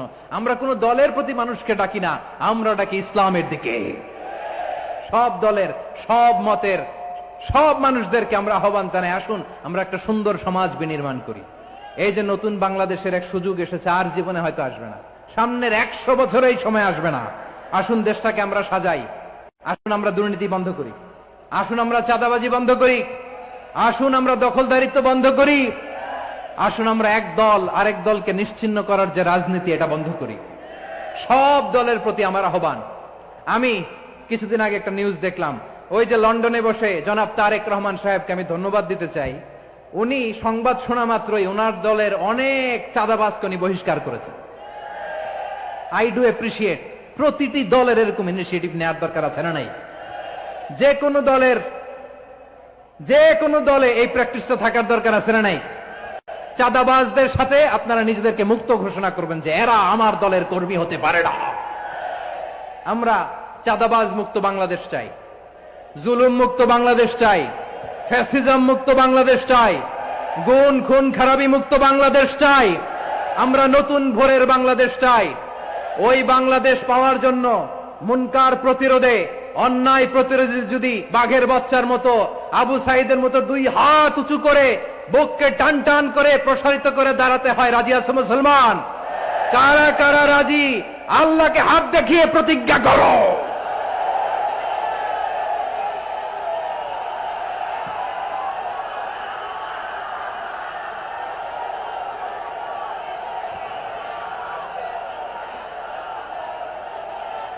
আমার প্রিয় ভাইয়েরা, বসুন বসুন আমার ভাইয়েরা। রাব্বুল আলামিন বলেন ওয়ায়ানহা আনিল ফাহশাই ওয়াল মুনকারি ওয়াল বাগি ইয়াইযুকুম লাআল্লাকুম তাযাক্কারুন। বসুন। আল্লাহ বললেন আমি অশ্লীলতাকে নিষেধ করি, আমি সব ধরনের মন্দ কাজকে নিষিদ্ধ করি, সব শেষে আমি সীমা লঙ্ঘনকে তোমাদের জন্য নিষিদ্ধ করি। আলোচনা মনে আছে তো, না ভুলে গেছেন? নিষিদ্ধ করেছেন কয়টা জিনিস? 1 নম্বরে অশ্লীলতা, 2 নম্বরে মুনকার তথা সব মন্দ কাজ, 3 নম্বরে আল বাগি সীমা লঙ্ঘন, ক্রসিং দ্য লিমিট। সীমা লঙ্ঘন করা ভালো না। We all should know our limits. চিল্লায় বলেন ঠিক কিনা? একই আয়াতে আল্লাহ বললেন কুল ইন্নামা حرم ربي الفواحش ما ظهر منها وما بطن والإثم والبغي بغير الحق। অন্যায় ভাবে যে অবাধ্য হয়, যে সীমা লঙ্ঘন করে, তাদেরকেও আমি এটা হারাম করে দিলাম। সীমা লঙ্ঘন করা হারাম, সীমা লঙ্ঘন করা হারাম। আল্লাহ বারবার বারবার আমাদেরকে ওয়ার্নিং দেয়। যখন আমরা থামি না তখন আল্লাহ ধরে, যখন ধরে তখন ছাড়ে না। ধরে ধরে ধরে না, ধরলে আল্লাহ। ফেরাউনকে কিন্তু হুট করে ধরে নাই, আপনারা জানেন 9 বার ওয়ার্নিং দিয়েছে। ফেরাউনকে আল্লাহ তাআলা ওয়ার্নিং দিয়েছিল কয়বার? বীর চট্টলার বীর সেনানীরা আওয়াজ করে বলেন ফেরাউনকে ধরার আগে ওয়ার্নিং দেওয়া হয়েছিল কয়টা? রাব্বুল আলামিন বলেন ওয়ালাকাদ আতাইনা মূসা 9 আয়াতিন বাইয়িনাত। 9টা মুআজিজা দেখিয়েছি। 1 2 3 বারবার এইভাবে রিমাইন্ডার, ওইভাবে রিমাইন্ডার, এইভাবে নসিহাত, ওইভাবে দাওয়া। ফাকুলা লাহু কাওলান লাইয়িনা, নরম করে বলো, সফট করে বলো, যত ওয়ে হতে পারে দাওয়া মেথডোলজি। মুসা আলাইহিস সালামের সব অ্যাপ্লাই শেষ। 10ম বারে যে আল্লাহ ধরছে, 10ম বারে যে ধরেছে। এজন্য আল্লাহ বলেন আমি সীমা লঙ্ঘনকে পছন্দ করি না। কোরআনের অন্য আয়াতে বাগীকে বলা হয়েছে আল ইতিদা। সীমা লঙ্ঘন যারা করে তাদেরকে আল্লাহ বলেছেন মুতাদিন। وقاتلوا في سبيل الله الذين يقاتلونكم ولا تعتدوا إن الله لا يحب المعتدين। আমি সীমা লঙ্ঘনকারীদেরকে কোশ্চেন কালেও পছন্দ করি না। আমরা যেন সীমা লঙ্ঘন না করি। রাজি আছেন তো? যে কোনো ক্ষেত্রে ইবাদতে যেন সীমা লঙ্ঘন না করি। অনেকে আমরা ইবাদতে সীমা লঙ্ঘন করে ফেলি। বিশ্বনবী সাল্লাল্লাহু আলাইহি ওয়াসাল্লাম যেটা শিখিয়েছেন এর বাইরে যে অতিরিক্ত বুজুর্গ হতে চায়, এরকম আছে না নাই?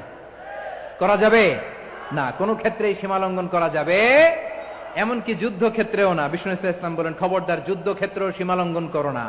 কি সুন্দর ইসলাম আমরা পেয়েছি। বিশ্বনবী বলেন খবরদার যুদ্ধের ময়দানে কোনো নারীর গায়ে হাত তোলো না, কোনো শিশুর গায়ে হাত তোলো না, কোনো গবাদি পশু হত্যা করো না, কোনো শস্য ক্ষেত্র ধ্বংস করো না, ইবাদতরত অন্য ধর্মের কোন সন্ন্যাসীর গায়ে হাত তুলো না। বলেন সুবহানাল্লাহ।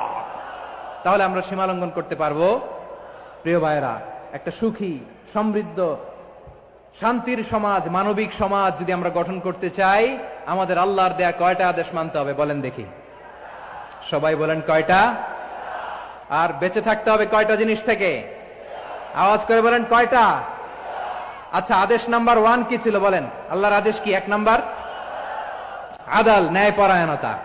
আমরা সুবিচার, সুশাসন, ন্যায় বিচার চাই কি চাই না? 2 নম্বরে কি ছিল? মাশাআল্লাহ, আওয়াজ করে বলেন 2 নম্বরে কি ছিল? ইহসান। আমরা যেন সবার প্রতি দয়া পরবশ হই, ইহসান করি। 3 নম্বরে কি ছিল? নিকটাত্মীয়দের দান করা, তাদের অধিকার প্রাপ্য বুঝিয়ে দেওয়া। পাশাপাশি 3টা জিনিস থেকে আল্লাহ বারণ করেছেন, নিষেধ করেছেন। তার প্রথমটা ফাহশা, অশ্লীলতা। অশ্লীলতার সাথে আমাদের কোনো সম্পর্ক।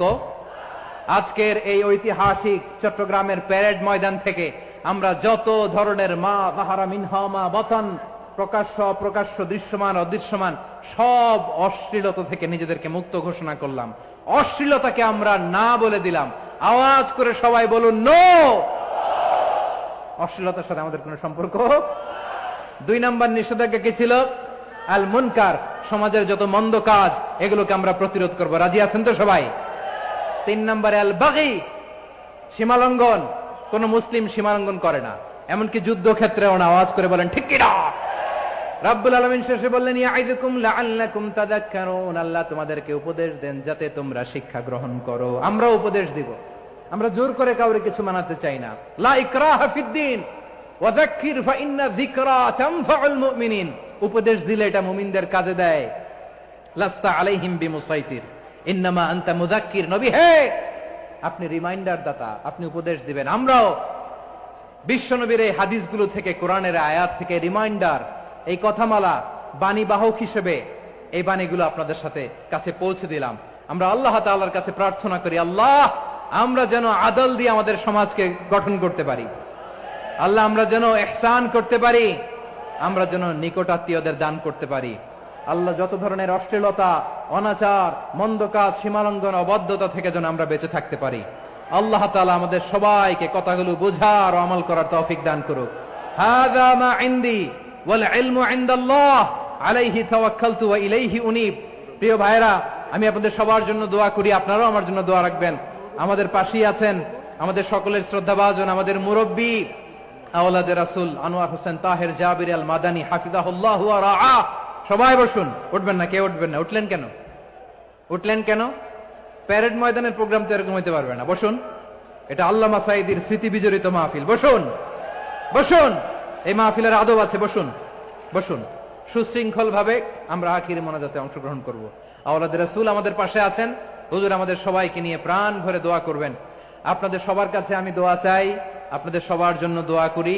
আল্লাহ তাআলা আপনাদের সবাইকে ভালো রাখুন, সুস্থ রাখুন, নিরাপদে রাখুন। সুবহানাকাল্লাহুম্মা ওয়া বিহামদিকা আশহাদু আল্লা ইলাহা ইল্লা আনতা আস্তাগফিরুকা ওয়া আতুবু ইলাইক। আবারও হয়তো দেখা হয়ে যাবে অন্য কোনো তাফসীরুল কোরআনের ময়দানে। আসসালামু আলাইকুম ওয়া রাহমাতুল্লাহি তাআলা ওয়া বারাকাতুহু। আলহামদুলিল্লাহ, আলহামদুলিল্লাহ, সুম্মা আলহামদুলিল্লাহ। বারাকাল্লাহু ফি হায়াতিহি ওয়া ইলমিহি। সম্মানিত উপস্থিতি, আলহামদুলিল্লাহ আমরা আমাদের আজকের প্রধান মুফাসসির ডক্টর মিজানুর রহমান আজহারীর পক্ষ থেকে আগামী দিনের নির্দেশনামূলক নসিহা শুনলাম। আল্লাহ 3টি আদেশ 3টা নিষেধ পালন করে আমাদেরকে একটি কল্যাণকর, ইনসাফপূর্ণ সমাজ উপহার দেওয়ার, একটি রাষ্ট্র উপহার দেওয়ার তৌফিক দান করুন। সকলে বলেন আমিন। আপনাদের আরো আকর্ষণ রয়েছে, এই মাহফিল এখনো শেষ হয় নাই। আপনারা শৃঙ্খলার সাথে বসে পড়ুন। আমাদের আজকের প্রধান আকর্ষণ আওলাদে রাসূল হযরত মাওলানা সৈয়দ আনোয়ার হোসেন তাহির জাবিরি আল মাদানী দামাত বারাকাতুহুল আলিয়া, ওনার আখিরি মোনাজাতের মাধ্যমেই আমাদের আজকের প্রোগ্রাম শেষ হবে ইনশাআল্লাহ। এর পূর্বে এখন সংক্ষিপ্ত সভাপতির বক্তব্য রাখছেন এই বর্ণাঢ্য আয়োজনের সম্মানিত সভাপতি, ইসলামী সমাজ কল্যাণ পরিষদের সভাপতি, বিশিষ্ট শিক্ষাবিদ, আমাদের সকলের শ্রদ্ধাভাজন নেতৃত্ব অধ্যক্ষ মোহাম্মদ তাহের সংক্ষেপে সমাপনী বক্তব্য পেশ করছেন। এরপরে আখেরি মোনাজাত ইনশাআল্লাহ।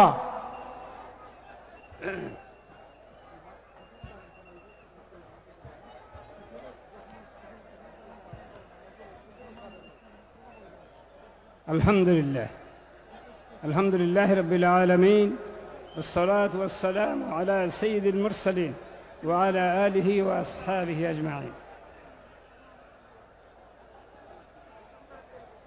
সমস্ত হামদ ও শকর একমাত্র আল্লাহ তাআলার জন্য, যিনি একাই আমাদের আয়োজনকে, আমাদের এই তাফসীরুল কোরআন মাহফিলকে আসান করে দিয়েছেন, মুবারক করে দিয়েছেন, কামিয়াব করে দিয়েছেন।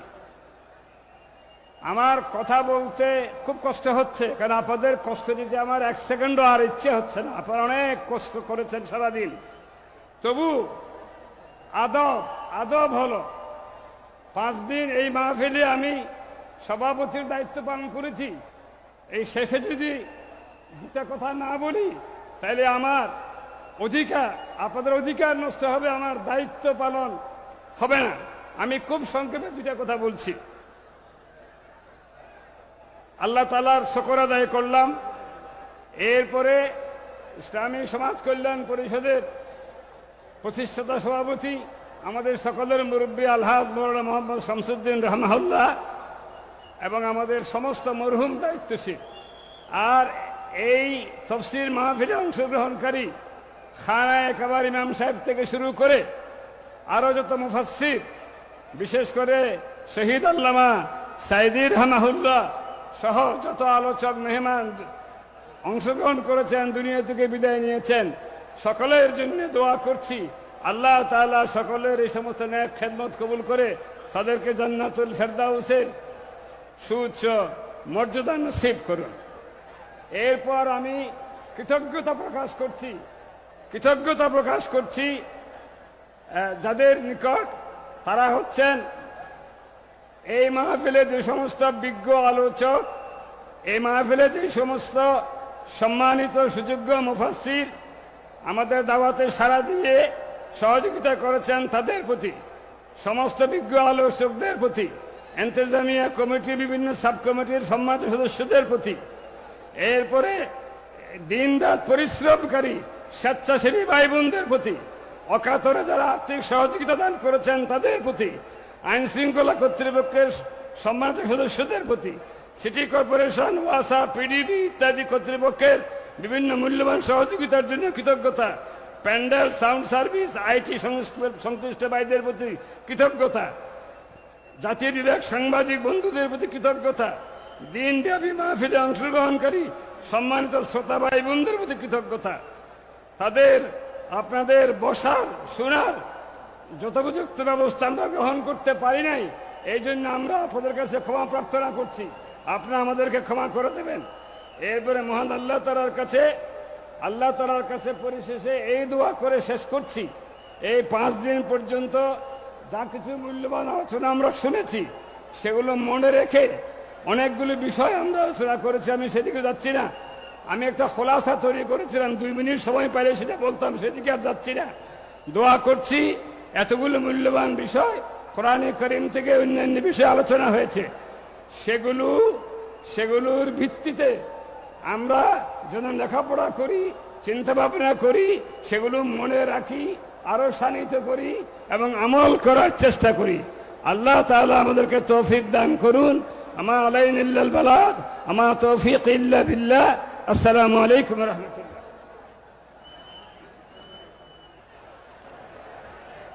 আলহামদুলিল্লাহ, সভাপতির বক্তব্যের মাধ্যমে আমাদের মূল প্রোগ্রাম শেষ হলো। আপনারা এখানে অনেক কষ্ট পেয়েছেন, অনেক জিনিস হারিয়ে গিয়েছে, অনেকে কিছু পেয়েছেন। যারা যা কিছু হারিয়েছেন আমাদের স্কপ অফিসে খবর নেবেন, আর যারা যা কিছু পেয়েছেন ওখানে জমা দিবেন। শুধু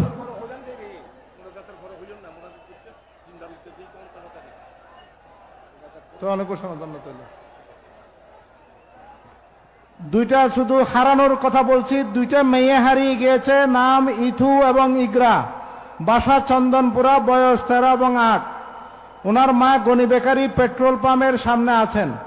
রিহান নামে একটি বাচ্চা হারানো গিয়েছে মহসিন কলেজ প্যান্ডেল থেকে। কেউ পাইলে ওনাদেরকে সমাজ কল্যাণ অফিসে নিয়ে যাবেন। এই পর্যায়ে আমাদের সামনে সংক্ষিপ্ত নসিহা সহ আখেরি মোনাজাত পরিচালনা করবেন আমাদের চট্টগ্রাম শাহী জামে মসজিদের সম্মানিত খতিব, ইসলামী ফাউন্ডেশনের সম্মানীয় গভর্নর আওলাদে রসুল সৈয়দ তাহের মাদানী আল জাবিরি দামত বরকাতুল আলিয়া। আমি সম্মানীয় হুজুরকে মোনাজাত পরিচালনার জন্য অনুরোধ করছি। আসসালামু আলাইকুম ওয়া রাহমাতুল্লাহ।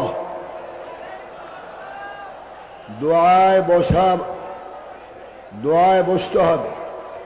আপনারা এরকম দাঁড়ায় থাকলে এটা অসুন্দর দেখা যায়। আজহারি সাহেব বলেছেন এই মাঠের একটা ঐতিহ্য আছে, এই জন্য আখেরি মোনাজাত আদবের সহিত বসে আমরা দিয়ে যাই।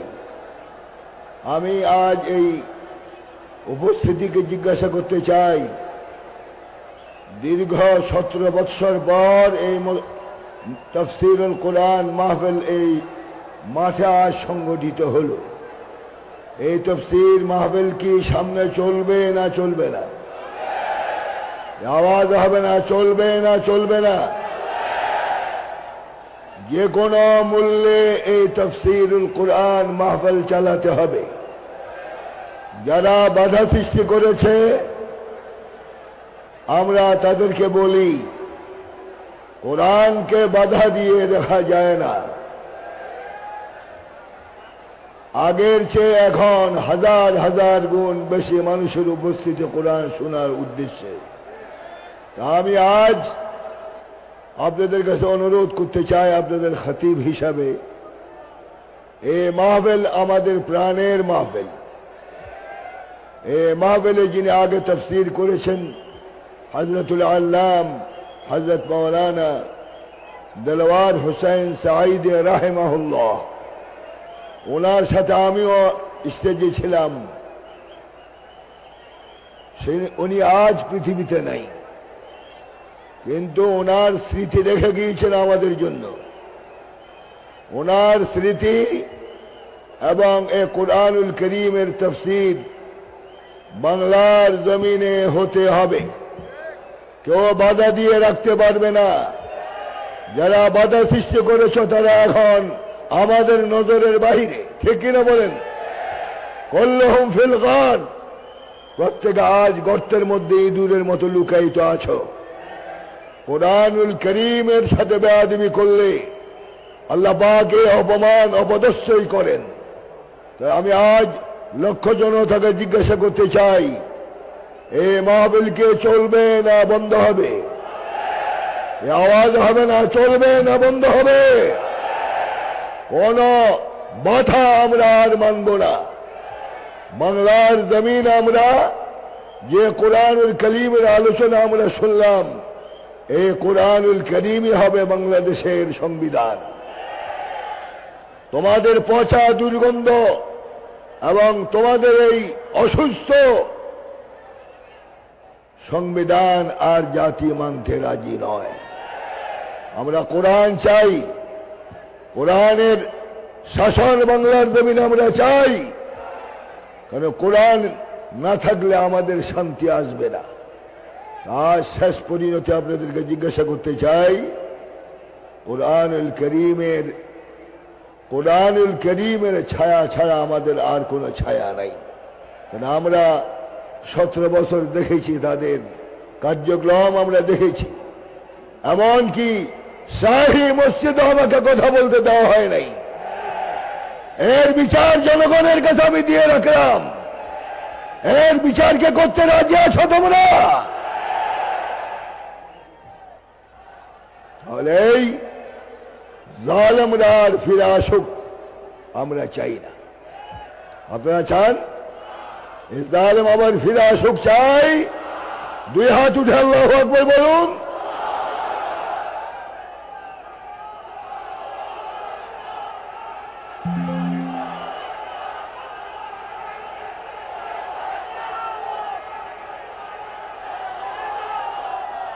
আল্লাহু আকবার, আল্লাহু আকবার। আজকে আমাদের তাফসীর মাহফিল বিদায় হয়ে যাচ্ছে। আগামী বৎসর পর্যন্ত কে থাকবে না থাকবে সেটা আল্লাহর ইলমের মধ্যে আছে। তো আমরা চাই, আমরা না থাকলেও এই তাফসীর মাহফিল চলবেই ইনশাআল্লাহ। এবং যারা মুফাসসিরিন এখানে তাকরীর পেশ করেছেন, দোয়া করি আল্লাহ পাক তাদেরকে সুস্বাস্থ্য দান করুন, ইলমের অবুরিয়ত দান করুন, এবং নসিহা মানুষকে করার বেশি বেশি তৌফিক আল্লাহ পাক দান করুন। স্টেজে যে সমস্ত উলামায়ে কেরাম উপস্থিত রয়েছেন ওনাদেরকে আমরা কলবি মুবারকবাদ জানাচ্ছি। মুকাররিনদেরকেও ধন্যবাদ দিচ্ছি। আজকের মাহফিলের সাহেবে সদর সহ আমাদের এমপি সাহেব সহ যারা কষ্ট করে তাফসীরের কোরআনুল করিমের আয়োজন করেছেন ওনাদের সকলকে আমরা আজ কলবি মুবারকবাদ জানাই। তাহলে আমরা আজ সৎ লোককে অ্যাসেম্বলিতে পাঠানো দরকার, ঠিক কিনা? শুধু স্লোগান দিলেই কোরআন হাদিসের আলো সংসদে জালো এত সহজ নয়। প্রত্যেকটা সেক্টরের মধ্যে জালেমরা বসা আছে, এদের মূল উৎপাদন না করা পর্যন্ত বাংলার জমিনে এই কোরআনের আলো হাদিসের আলো আপনাদের অ্যাসেম্বলিতে জ্বলবে না। সৎ লোক তৈরি করতে হবে। রাজি? রাজি? এই জন্য আমরা মনে করি আগামী ইলেকশনে আমাদের চৌধুরী সাহেব, ওনাকে আপনারা মনোনীত করবেন। এটা আমার নিজের ব্যক্তিগত কথা। উনি ভালো কিনা? উনি ভালো কিনা? জবাবটা ভালো কিনা? তাহলে ভালো লোক তৈরি করার জন্য প্রস্তুত আছি। আর কোন চোরকে আমরা সমাজে দেখতে চাই না, কোন কম্বল চোর আমরা দেখতে চাই না। আমরা চাই সৎ লোক। আর সুলতানুল আদিল জিল্লুল্লাহি ফিল আরদ, ন্যায়পরায়ণ শাসক আল্লাহর রহমতের ছায়া জমিনে। এই জন্য আমরা আজ সংকল্পবদ্ধ হব। শুধু তাফসীর শুনলেই চলবে না, আমল করতে হবে। সব যুবকদেরকে আমল করতে হবে, কেন তোমরা আমাদের ভবিষ্যৎ। যুবকদেরকে আমরা দোয়া করি যাদের জীবনের মূল্য তারা ত্যাগ করে তাদের শরীরের তাজা খুন জমিনে ঢেলে আমাদের জন্য নতুন বাংলাদেশ তারা উপহার দিয়েছে। আমরা দোয়া করি আল্লাহ পাক তাদেরকে শাহাদাতের মর্যাদা দান করুন। তাহলে আজ আমরা আল্লাহর দরবারে ফরিয়াদ করি, চোখের পানি ফেলাই, আমিন আমিন বলি। লক্ষ জনতার দোয়া আল্লাহ পাক ফিরিয়ে দিবেন না। এই জন্য আজ আমরা আল্লাহর দরবারে ফরিয়াদ করি। আমাদের জন্য দোয়া করবেন, উলামায়ে কেরামের জন্য দোয়া করবেন, যারা জীবনের এই বিপদ মুহূর্ত ইসলামের কথা থেকে ধারা সরে যায়নি। এই জন্য আমি আপনাদের কাছে দোয়া চাই, আল্লাহ পাক যেন ইসলামের সহি খেদমত করার তৌফিক দান করেন। আপনাদের জন্য দোয়া করি, আল্লাহ পাক সকলকে ময়দান থেকে ওলি হয়ে বাড়ি ফেরার তৌফিক আল্লাহ পাক দান করুন। হাদা মা ইনদি ওয়াল ইলমু ইনদাল্লাহ সুবহানাহু ওয়া তাআলা। শেষ কথা হলো, উলামায়ে কেরামকে অনুরোধ করব, মুআদ্দাবান আরজ পেশ করব ইত্তেফাক ইত্তেহাদ হওয়ার জন্য। ইত্তেফাক ইত্তেহাদ শুধু ওয়াজের মাধ্যমে মানুষকে শোনালে চলবে না। ওয়ালাকিন্নাল আসফ আন্নাল উলামা ইত্তাফাকু আন্নাহুম লা ইত্তাফিকুন। সব আলেমরা আজ একমত হয়েছে তারা একদল হবে না। একদল যদি আলেমরা না হন, আফগানিস্তানের অবস্থায় বাংলার জমিনে হবে। আপনাকে ছাড়া হবে না, গরুর মতো সহায় জমা করে দেওয়া হবে, ঠিক কিনা? এই জন্য যে আলেমরা একমত হবে না, আল্লাহ সে তার মুআখাযা হবে। এই জন্য উলামায়ে কেরাম ঐক্যবদ্ধ হোক। জনগণ কি চান? আপনারা কি চান? কারা চাই? আল্লাহু আকবার। তাহলে আমরা চাই সমস্ত আলেমরা একমত হোক, কোন দলাদলির প্রয়োজন নাই। জু পড়া आ लिया वे सब कुछ खा लिया, जू पड़ा दो बंद वे करता है फिरका बंद। এই উদ্দেশ্যে আল্লাহ পাক তোমাকে জমিনে পাঠাইছে ফিতনা করার জন্য। নাউযুবিল্লাহ। এই জন্য আমরা মুআদ্দাবান আরজ পেশ করব, সব আলেমরা একমত হন। সব ইসলামী দলগুলি যদি ঐক্যবদ্ধ হয়, বাংলাদেশে দিন কায়েম হতে একদিনও সময় লাগবে না, ঠিক কিনা বলেন? তাহলে আমরা কি উলামায়ে কেরাম ঐক্যবদ্ধ হোক, সবাই কি চাই? আল্লাহ তুমি দেখো আল্লাহ তুমি দেখো, আল্লাহুম্মা শাহাদ, আল্লাহুম্মা শাহাদ, আল্লাহুম্মা শাহাদ। هذا ما عندي والعلم عند الله سبحانه وتعالى. أقول قولي هذا وأستغفر الله لي ولكم ولسائر المسلمين من كل ذنب فاستغفروه إنه هو التواب الرحيم. السلام عليكم ورحمة الله وبركاته.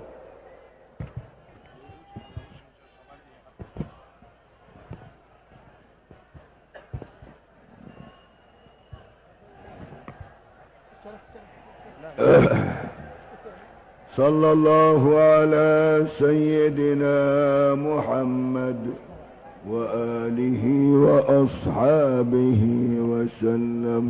صلى الله على سيدنا محمد وآله وأصحابه وسلم.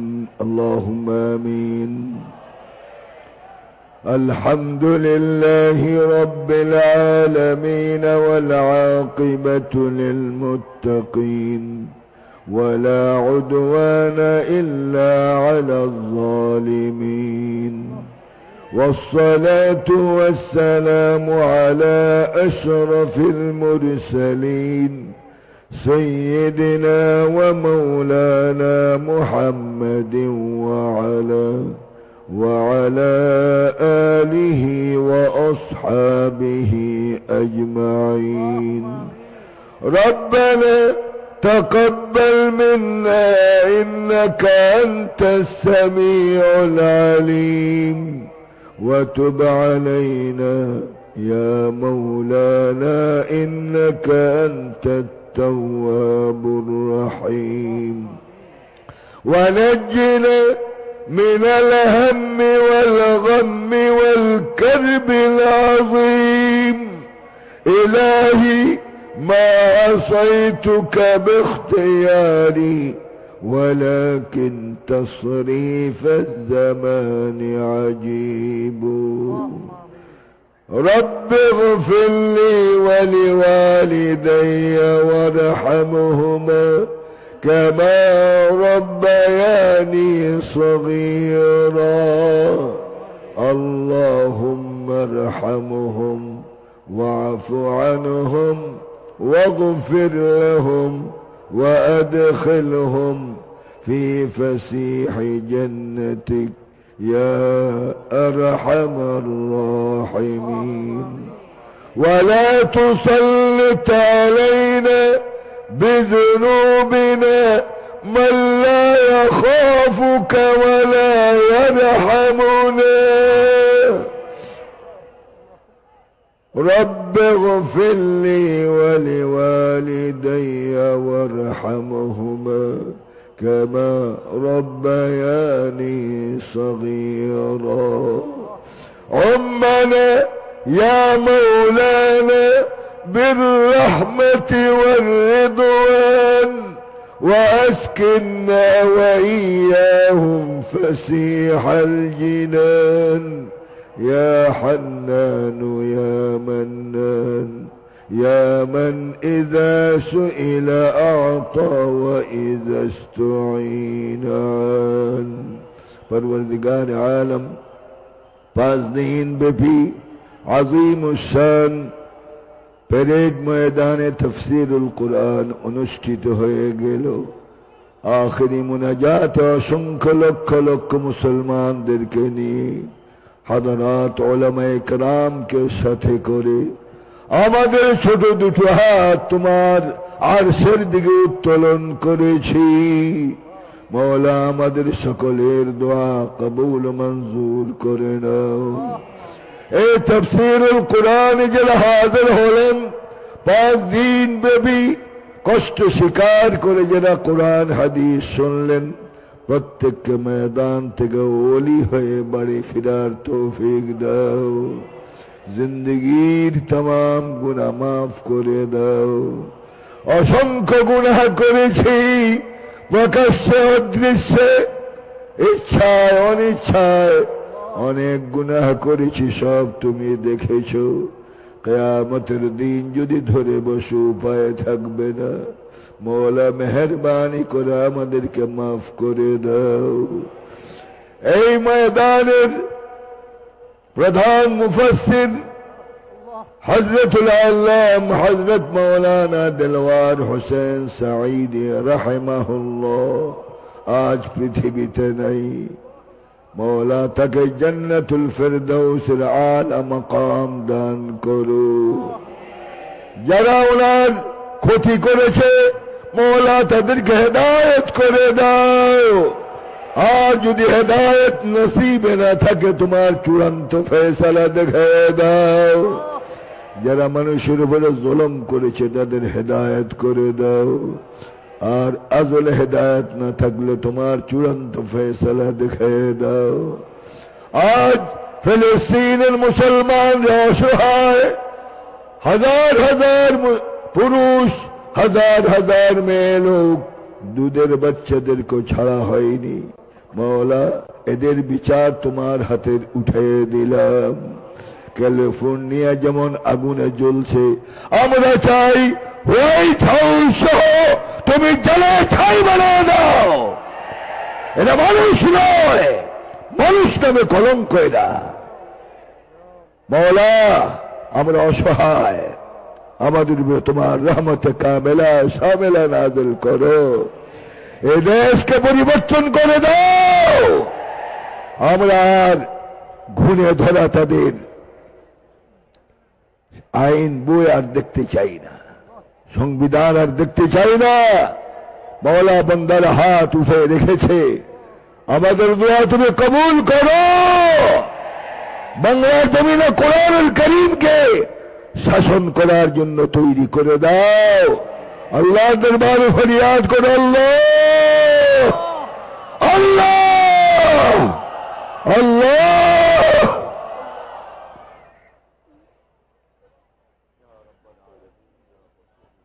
মওলা আমাদের সকলকে সুস্বাস্থ্য দান করো, কঠিন রোগ থেকে হেফাজত করো। মা বোন যারা এসেছেন তাদেরকে নেক বান্দি হিসেবে কবুল করে দাও। অসুস্থ যারা এসেছেন তাদেরকে সুস্থ করে দাও। বিভিন্ন সাহেবে হাজাত স্লিপ পাঠিয়েছে, বিভিন্ন অনেকে দোয়ার জন্য স্লিপ দিয়েছেন। যার যার মকসদ অনুসারে আল্লাহ পাক তাদের নেক মকসদ কবুল করে দাও। ছাত্রদের পরীক্ষা, তাদেরকে যোগ্যতার সহিত পরীক্ষা দেওয়ার তৌফিক দাও। যোগ্য সন্তান হওয়ার তৌফিক দাও। যুবকদেরকে তোমার রহমতের হাতে তুলে দিলাম, এদেরকে নেককার ইমানদার হিসেবে কবুল মঞ্জুর করে দাও। জালেমদেরকে উৎখাত করে দাও। সারা যেন আবার ফিরে না আসতে পারে মওলা। তোমার এই বান্দাদেরকে তোমার রহমতের চাদরে হেফাজত করো। যারা সাঈদী সাহেবের উপরে জুলুম করেছে তাদের হেদায়েত করো। আর হেদায়েত নসিব না থাকলে তোমার চূড়ান্ত ফয়সালা দেখায় দাও। রব্বিগফির ওয়ারহাম ওয়া আনতা খায়রুর রাহিমিন। এ মাহফিলের পরিচালক, মাহফিলের সভাপতি, এমপি সাহেব সহ যত কর্মীরা নিবেদিত প্রাণ হিসাবে এই মাহফিলের খেদমত করেছেন, প্রত্যেককে কবুল মঞ্জুর করো। উলামায়ে কেরাম, বিভিন্ন এলাকা থেকে যারা পঙ্গপালের মতো ময়দানে এসেছেন তাফসীর শোনার জন্য, প্রত্যেককে সুস্থভাবে ঘরে পৌঁছার তৌফিক দাও। আমাদের সকলকে তোমার নেক বান্দা হিসেবে কবুল মঞ্জুর করে দাও। জালেমদেরকে জমিন থেকে উৎখাত করে দাও। আমাদের উপরে রহমতে কামেলা শামেলা নাযিল করো। রব্বিগফির ওয়ারহাম ওয়া আনতা খায়রুর রাহিমিন। রব্বানা আলাইকা তাওয়াক্কালনা ওয়া ইলাইকা আনাবনা ওয়া ইলাইকাল মাসীর। হাসবুনাল্লাহু ওয়া নি'মাল ওয়াকিল। حسبنا الله ونعم الوكيل. حسبنا الله ونعم الوكيل. سبحان ربك رب العزة عما يصفون وسلام على المرسلين وسلام على المرسلين والحمد لله رب العالمين بحق لا إله إلا الله محمد رسول الله. السلام عليكم ورحمة الله.